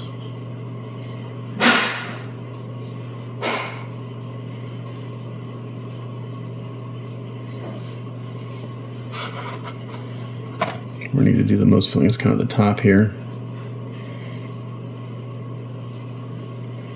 That. I'm going to take this part,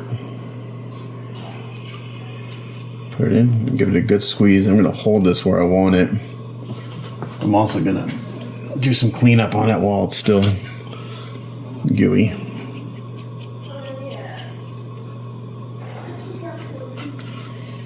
Now this, I don't want to let it, you don't want to let this set up all the way.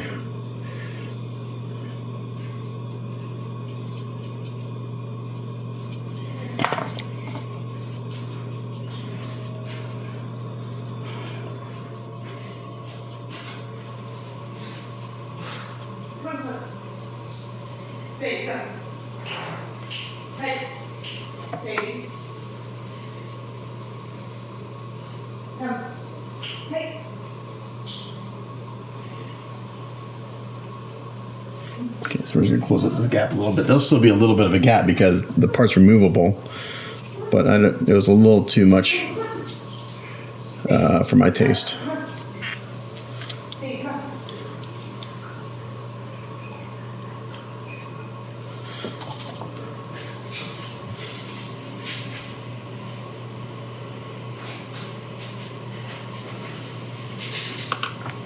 Okay, since I mixed in the amount of hardener I did, this should start kicking off here in about, I don't know,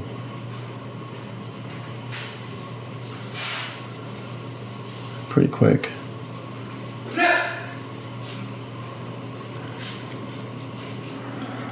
Okay, so I'm just gonna hold that where I want it. And then I really don't care what the key looks like once I pull this off.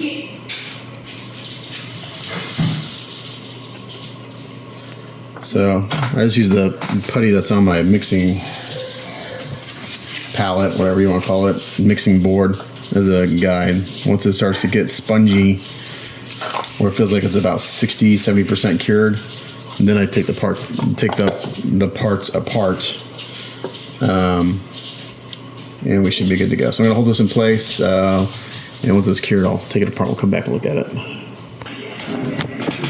Okay, so one of the big things on this base is trying to fix this putty work. It's not good. So in this case, this is kind of one of those things where I wish that this would just come in two pieces and let me do the putty work, because I'm going to go through and sand this smooth and then probably go in and do some resculpting. So it's just like twice the amount of work, because the putty work is shitty. It's not good. I'm not sure who did it. It's just been slapped on, and it's no attempt to conform or shape it to the shape of these rocks was attempted. So I'm gonna go in, I gotta sand this all smooth, and then we'll see if maybe, I don't know, I'll prime it and see what it looks like. But yeah, I've gotta go in here and, because what happened is they didn't feather the edges, so it's like a bead of filler, which is a pain in the ass, because now I have to go through, and it's way easier to feather the edges when it's wet than it is to go in here and sand it smooth. So I've got some pretty aggressive sandpaper. This is 80 grit sandpaper. I'm going to sand this whole bead down until it feels smooth, and I'll go back over it with a fine sanding sponge to get rid of these sanding scratches. And I'll probably have to use some filler primer on this print, because looking at this in the light, there's a ton of print lines, print artifacts in this rock. So I can't do any dry brushing techniques on this because they'll just pop out. So I've got quite a bit of work to do on this little tiny base just to get it ready for paint, unfortunately. Just means it just costs my client more, you know, because it takes more time. So this will take me several hours to sand this putty smooth, work on sanding the base, and getting it ready for primer. So yeah, it's just a bummer that it just wasn't done well. The putty work sucks. So it is what it is. We gotta go in and fix it. But yeah, so like right here, this little spot right here is actually relatively easy to get to. I might have to actually get a Dremel. I don't like using a Dremel because it tends to gouge, but otherwise I'll spend a whole day just sanding the seam down and fixing it. So we'll see. But yeah, that's my next challenge on this, is to get this cleaned up. And also there's pretty good print lines right here. You can hear them. So if I do a real light sanding, you can see all these lines. So I gotta get rid of those. So when you're dealing with 3D prints and print artifacts, it's gotta be really clean and free of print lines, because it limits your painting techniques. I want to be able to dry brush to bring out these details, but if I was to dry brush with everything the way it is right now, it would just really just bring out all the print artifacts. So if I do some sanding here, I'm not sure if it'll pop out. If I can see it in the light, you can hear it. Yeah, so right in here, I'm sure it's showing up all these little, God, the word is escaping me, the print lines. They'll come to me later, I'm sure. But anyway, so I got a lot of work on this base to get this, so I need to be able to do dry brushing. So I'm thinking I'll probably have to hit this with some automotive filler primer to try to fill that in a little bit. The support marks aren't too bad. They're relatively pretty easy. I can just, again, the support settings that he uses are pretty good. So the damage by the supports is kind of minimal. So that part I'm not too worried about. It's the putty work I got to fix and the print artifacts I've got to fix. So I was hoping to get this prep done today. We'll see. Or not done, but at least get some primer on this thing. We will see if I can get that far. If I can get some filler primer on this tonight, let it dry overnight, and then do some sanding, we might be in good shape for starting paint soon. Because again, these little, something this small can take quite a while to do. I mean, it's a quarter scale, but it's, for the most part, for a quarter scale, it's a small piece. But see, I can't get in there with sandpaper. I gotta come here with a Dremel. Because I also paint this, you would see a line. You would see like a bead. It'd be like if I put a bead of caulk and then painted over it. That's what you would see. You wouldn't see the rock. I can feel it. There's a huge bump right there. So I gotta go in and fix that, unfortunately. But it is what it is. Okay, so next step on Angela is to get her in the first round of primer. I didn't get a lot of work done yesterday. I had some family stuff I had to take care of. So I spent about half a day just kind of going over the base. Hopefully this will prime up okay. From what I can tell, it looks okay. I did end up having going with the Dremel in some areas to kind of get in these areas where the putty work wasn't good. I'm hoping that this primer is going to take care of it. I'm going to use an automotive lacquer filler primer. And the only reason I'm really using this is because on the base in particular, there are a lot of print artifacts, layer lines that I tried to do a light sanding to get out. But if I sand too much, then I'll just obliterate everything. So hopefully I can build this up and do a light sanding and get rid of most of it. I probably won't be able to get rid of it 100% because I would lose basically the rocks would be flat. So I'm going to put, the way this works is you reduce it with lacquer thinner. In the past I've used like lacquer thinner from Home Depot, but it's a little too hot, meaning it dries a little too fast. So I went ahead and bought just some stuff from the automotive paint store. And this is actually cheaper. It's actually higher quality and it's cheaper. This is only $15 a gallon, where the stuff I get at Home Depot is like $25 a gallon. So almost half the cost.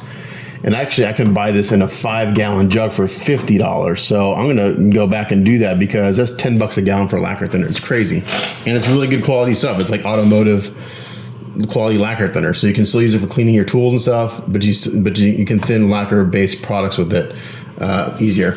So she's been washed. I gave her a good scrubbing with the scrub brush and some dishwashing soap.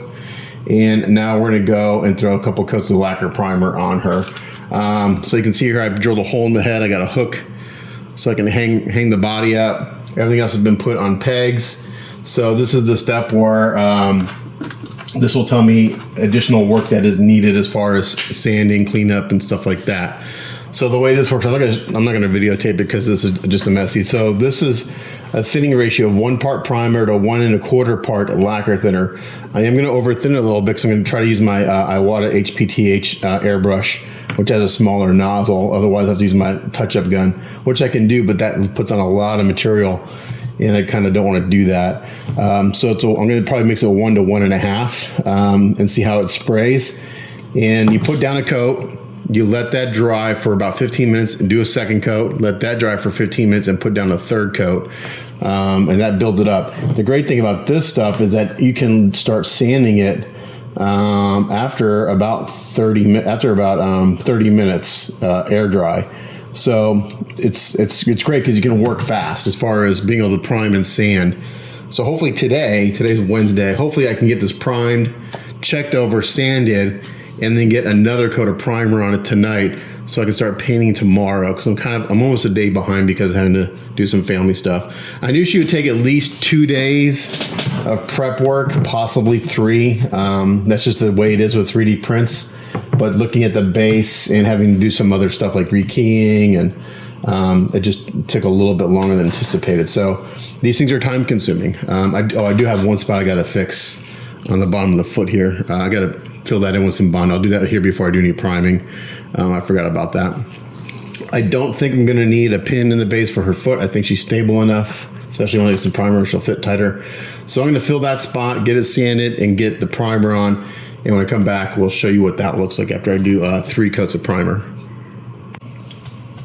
Okay, so I wanted to show thinning this primer, and I want to show this mixing cup again because these are super handy when you're mixing things and you know exact ratios. So like I mentioned, this primer is a 1 to 1 1/4 ratio, but I don't have a 1 to 1 1/4 ratio on my cup. So you could do it a couple ways. You could use, you gotta use a little math, not a big deal. But you could do like, you could use the milliliters or the ounces, or just numbers here. You can kind of do an eyeball. I'm actually gonna use the 1 to 1 1/2 mixing ratio here. Test that out, see how it sprays. If I need to thin it a little bit more, I can. Now the one thing I don't like about buying this primer in the quartz is that it comes in this kind of can, like your normal paint can, which is kind of hard to deal with. So you do want to give it a little stir. I used this on the He-Man base, and it worked really well. I used this on a 3D printed different Blackheart model not too long ago. The print I did for the base for that piece had a lot of layer lines in it for whatever reason, so I just put a couple of coats of this on and I sanded it, and when I was done, man, it looked great. You could not see it. And that piece didn't have a lot of detail in it, so it was okay. There's a lot of smooth surfaces. This particular type of primer you don't want to use if you have a lot of fine details. So like this particular kit, it's got details, but nothing so fine that it's going to fill it. Now I could obliterate some of the details if I really lay this on there, but we're going to be kind of we're going to put it on. Okay, there we go. So now I don't know if you can't see the top of the can. When I first opened, there was a really light gray. As I stirred it, I brought up some of the solids from the bottom and it turned to a dark gray. So now I got a consistent color. So you want to stir this stuff up. If you had a paint shaker, that'd be ideal. I'm just using a popsicle stick to stir it up. But you always want to make sure you mix this stuff thoroughly, because it does separate, and that will affect its performance. Okay. So I'm just going to mix up to the 1. Oops, I mixed up too much. Let's go to the 2 since I'm already there. It's going to be more than I need. So to give you kind of a cost analysis of what this costs. So this quart of primer right here was $23, $24, something like that. And the lacquer thinner was like another $15. So altogether, after tax, it's about $43 for the primer and the lacquer thinner. Let's put that into perspective with using a rattle can. So the primer I like to use, which is hard to get now, is $8 a can, which gives me about 5 cans of primer. A lot of that material is wasted because it's a rattle can, so it gets, shot into the air. This, if you can use this with a touch-up gun, or just make sure you have a big enough nozzle on your airbrush, it's more cost-effective for this. That's one reason I started using kind of like automotive clear coat, because I buy a gallon kit, and the stuff I use is about up to about $120 now for a kit, which is a gallon of clear and a pint or a quart of hardener. Okay, so 120 bucks. Even if I only use half of it, and I have to throw half away because it's got a shelf life, I'm money ahead, because to buy the same amount in like in a hobby clear coat, I did the math. To get a gallon of like Mr. Color clear or Tamiya clear in the little jars, you'll spend about $400 or $500 to get the same amount of clear, because you're only buying 10 mils at a time, and at $5 a jar or $4 a jar, it adds up pretty quick. So I want to seal that up. Okay, now for the thinner. So I'm a little above the 2 as it kind of runs down my stick. So I'm going to fill up this thinner up to 2, just a hair past it. And again, it's going to be way more than I need for this kit. What's the pot life on this after I mix it? I don't know. I'm not sure if this pot life will last long enough for me to prime this, sand it, and then prime it again. We'll see. Okay. Now, if you don't know, I'm going to back up because I'm going to try to do this on camera. The best way to pour out of a can like this is actually to pour it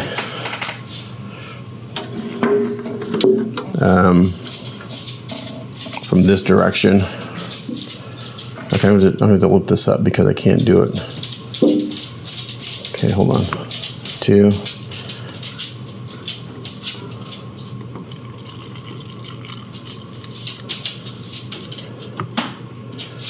Oh, I almost got it exactly right the first time. Do a little bit more. Because if you pour from this direction, what it does, it allows air to get in the can, and it doesn't do that blah, blah, blah, blah, blah thing. Okay. So this is probably a little over thin, but for what we're doing, it's probably okay.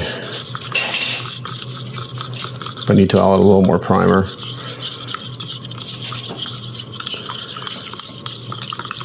Again, we're not doing automotive work here, we're doing scale models, so this is probably more like a, it's about 1 to 1.5. You want to mix this up really well, and then spray it on. So I'll do one of the smaller pieces. I'll like do the face mask as a test piece to see how it's spraying. something that if it messes up, I can strip pretty easily. But there you go, that's how you thin this stuff. Okay, so I got 2 coats of primer. I did the first coat with the Iwata HPTH airbrush. I actually switched to my little touch-up gun, my HVLP high volume, HVLP touch-up gun from Harbor Freight, because I wanted to get more material. I was drying too fast out of the Iwata, and that's kind of the issue you kind of run into when you're dealing with a lacquer and a smaller tip size. But this looks pretty good. I've got a lot of work ahead of me on some parts. Some parts are pretty good. I'll say that for instance, the sword hand is pretty good. The wings are pretty good. The arms are relatively good. The parts that need the most work, the hair. Oh my gosh, the hair. Hair's a fucking nightmare. So all up in here, I've got to go back and sand some more. There's some I've got some support marks, which aren't the worst part, but there are some really bad print lines going all the way around here. You can't see them now. I laid on the filler primer pretty heavy, so I'm thinking on the hair, I might just build it up with filler primer. Same thing with down here on some of these support divots and stuff like that, because otherwise you have to decide, okay, am I going to spend a full day, like 10 hours, sanding each individual hair and all that stuff? That just costs so much for my client. So I think if I just go and just slowly build it with filler primer, I'll still maintain most of the detail in the hair, but it's like a cost-effective thing. So it's, again, this is one reason why I stopped. Like, oh, it'll cost $600 to do that job, because one part might take me 2 or 3 days to do. So that's why I started charging by the hour years ago, because of stuff like this. Oh, it looks great. You see a picture of it, looks great. And then you start working on it, it's like, holy shit, this one part's going to take me 2 days. So, yeah. So a lot of people, you know, shoot themselves in the foot. But I got some little support marks I got to fix, but this primer's bringing it all out. Those I'm not too worried about. What I'm worried about are the print lines that are going through this part of the hair, because you see that. I'm not so worried as much down here. Again, will you see it? If you look up under, you will, but so I'm going to do my best to address that. And the sculpt here is really soft, so like they just kind of didn't do a whole lot there. So even if I sand this pretty smooth and get rid of all this detail, it's not like they sculpted hair texture in here. It's just kind of a random swirly pattern. So I'm not too worried about that. Again, the most part I'm worried about is this area right here where you see it. I laid on a really good coat of filler primer. It looks like it did a pretty good job of filling it. And then the body looks pretty good. So I just sprayed this a few minutes ago. It's already drying off the handle. I can't sand it yet. But the body's looking pretty good. Let's see. Got a few little supports. I found a chip right here in the knee armor I've got to fix. I didn't see that before. Let's see. My putty work looks pretty good. I could probably go back in and do it again right here. This leg looks good. I don't think I have to do anything to that leg. I may go back and just fill this area just a little bit more after I sand this. Again, this will all get wet sanded.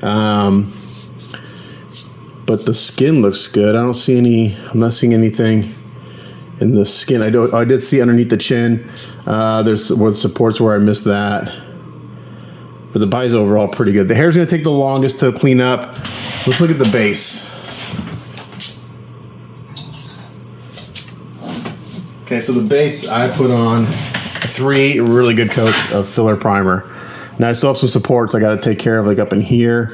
Where the putty work was, let's see. It went from here down to here, came through here. I've got to say, it's not sticking out like a sore thumb, at least from this side. Now on this side, let's see. Unless I pointed it out, you wouldn't know where it was. So I think we're good to go. Maybe in here I'll do it. You can kind of see. It's basically, you can actually kind of see right here. I may go in and just add some putty right there and a little bit there after I sand this a little bit.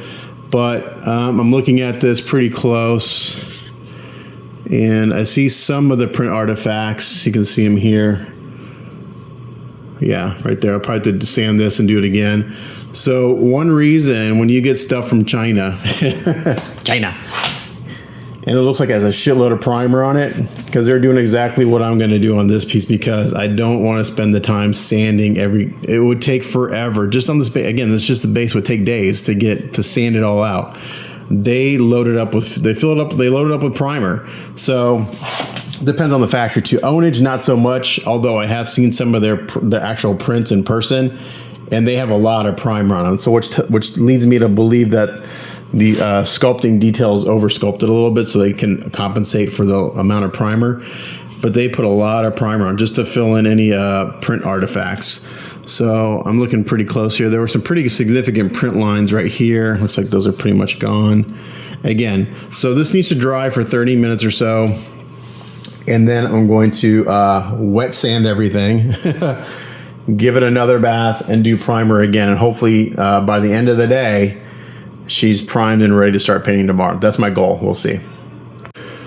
Okay, time for some more sanding. So I won't show a ton of this on camera, but this is after the primer's dried for the specified time, 20 minutes or so.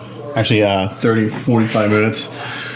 So I'm just going to concentrate on, well, everything is going to get sanded, but I can see, like, here's some support marks that I missed. So it's just, again, time-consuming process. We go through and get everything cleaned up as best as possible. I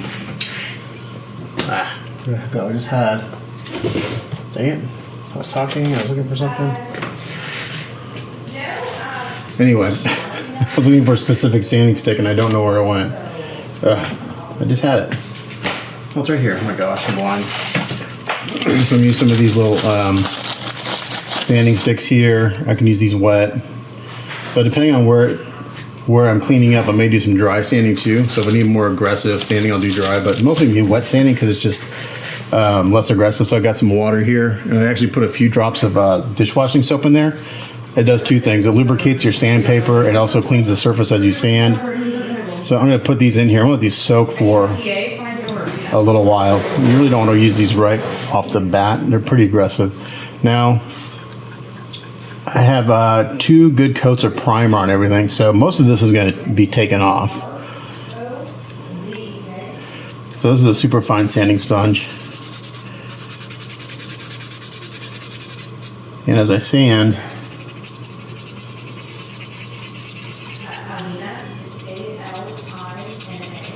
you should be able to see any imperfections, because the primer is slightly colored different color than the resin. So here's a print line. Let's see if we can get that out.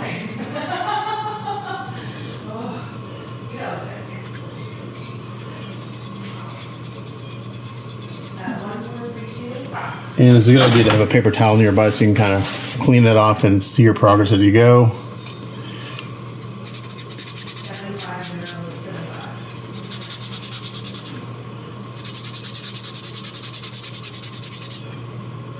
And then once I'm done with all this, I think we'll get a bath again in soapy water and scrub it down. Actually, it's not a bad idea to have a toothbrush nearby and kind of clean up as you go.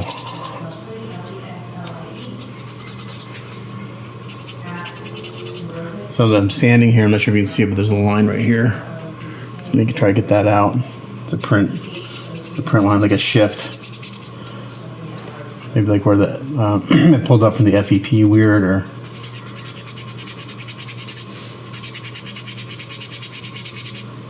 something like that. So the print's pretty good. The base and the hair need the most work. So anyway, I'm going to just spend the next however long it takes to get this all sanded. And I'm just going to try to take my time, so I don't have to do another round of sanding after this, after I prime it again. So another thing I'm going to do is, where is it? I need to clean out my sanding drawer. My sanding drawer is a mess. I've got a drawer where I just keep all my sanding stuff. So I'm going to come in with an ultra fine sanding sponge. And where I've got like a raised detail like this, I'm just going to very lightly sand it. I'm not going to put any pressure. I'm just going to very, very lightly give it a sanding, so I don't destroy that detail. but I need to sand it anyway because I want to make sure all the primer gets the sanding.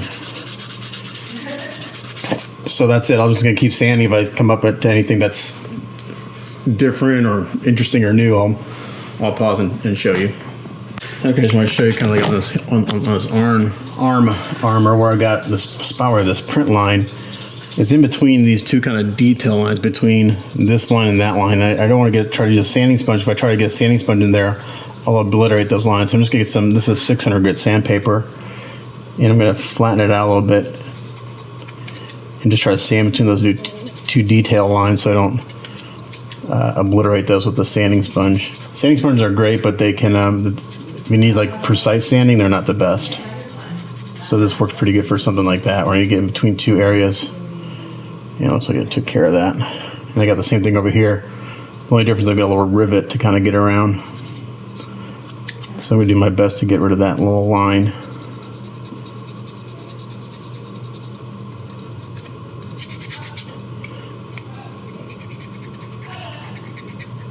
Again, I want to get some more precise sanding around this detail. So just like that, and try to get in there. All right, so yeah, if you got anywhere you need to get precise, use some sanding paper that's folded over. Okay, so here's a good example of where I'm going to dry sand. So I got a fine sanding sponge glued to the stick, and it just allows me to get in these areas and kind of get these support marks taken care of. It can kind of go around the curves a little bit better and get in the tight areas with sand. And as I sand, it kind of conforms to the shape a little bit. So when you dry sand, it's more aggressive, which is fine because this is going to get primed again in that filler primer, I think. If not, I'll do Steinol. I think I got enough. I may have enough Steinol res to do the final priming. We'll see. Otherwise, yeah. So I'm just going to do dry sanding.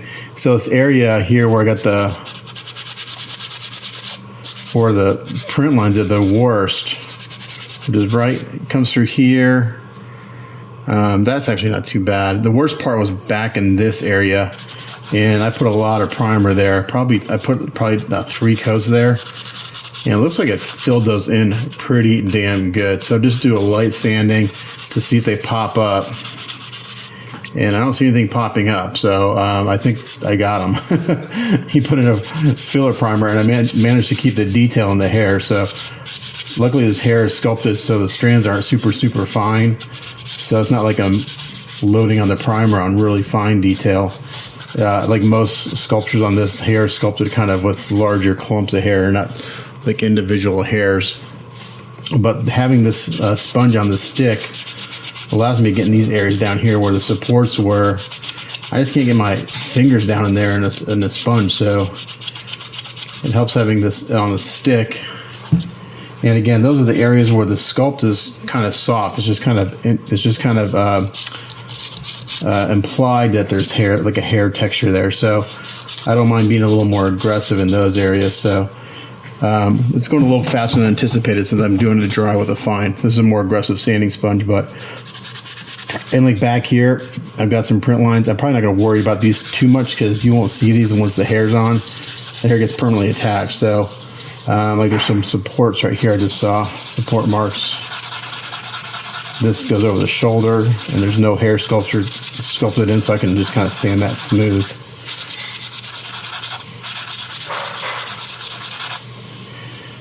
So that's pretty good.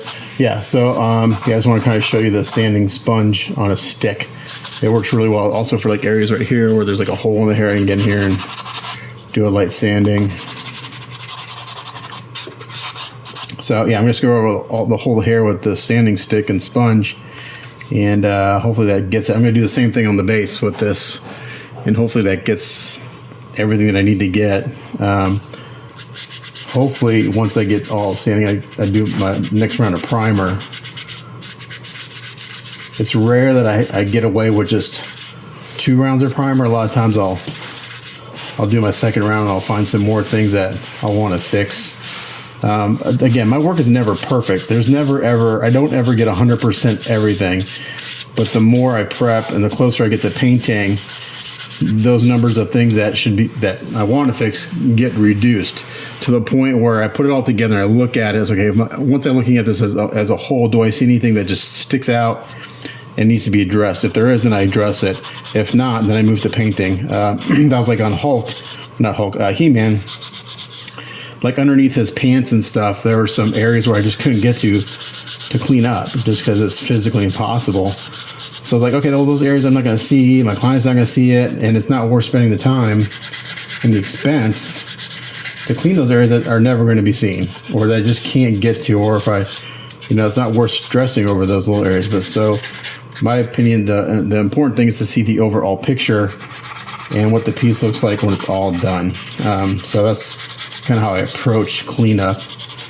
But as the adage is, your paint job is a product of your prep work. So if your prep work isn't up to par and you start painting on top of stuff, it's going to pop out. The paint's going to bring out those defects pretty quick. So it's important to get as much of it looking as good as possible. So yeah, that's why I spend so much time on prep. It's like, so yeah. But anyway, just wanted to kind of show you the sponge on the stick technique on stuff like this. Okay, so everything's been wet sanded and it's drying. That's another chance for me to kind of look over everything to see if I see any areas that need more sanding or attention. And so I'll inspect each piece, try to see if I see any other areas that need additional work. And if I see something, I'll address it. If not, I will get these reprimed and then I'll look at it again, and hopefully everything will be good to go for paint tomorrow. So I'm going to do a really good inspection on all this stuff and just try to see if there's any other small areas that need further work, any support marks I missed, any layer lines, anything like that. I see like a little pinhole right there. I'm going to put a little bit of red putty in there. That's a pretty easy thing to do. But yeah, so one more inspection and then I'll prime everything again, and then we'll do another inspection and hopefully it's ready for paint. Okay, it's really shitty video quality because I'm on the other side of my workspace, but I'm going to call this work in progress done for the prep. I've gone through and hit a couple spots on these parts and reprimed them. I'm waiting for her to dry. I'm going to reprime the body. But in the meantime, I'm going to call this work in progress done, and I'm going to start painting the other stuff. So I'll start recording that here in a second. Stay tuned for work in progress number 2.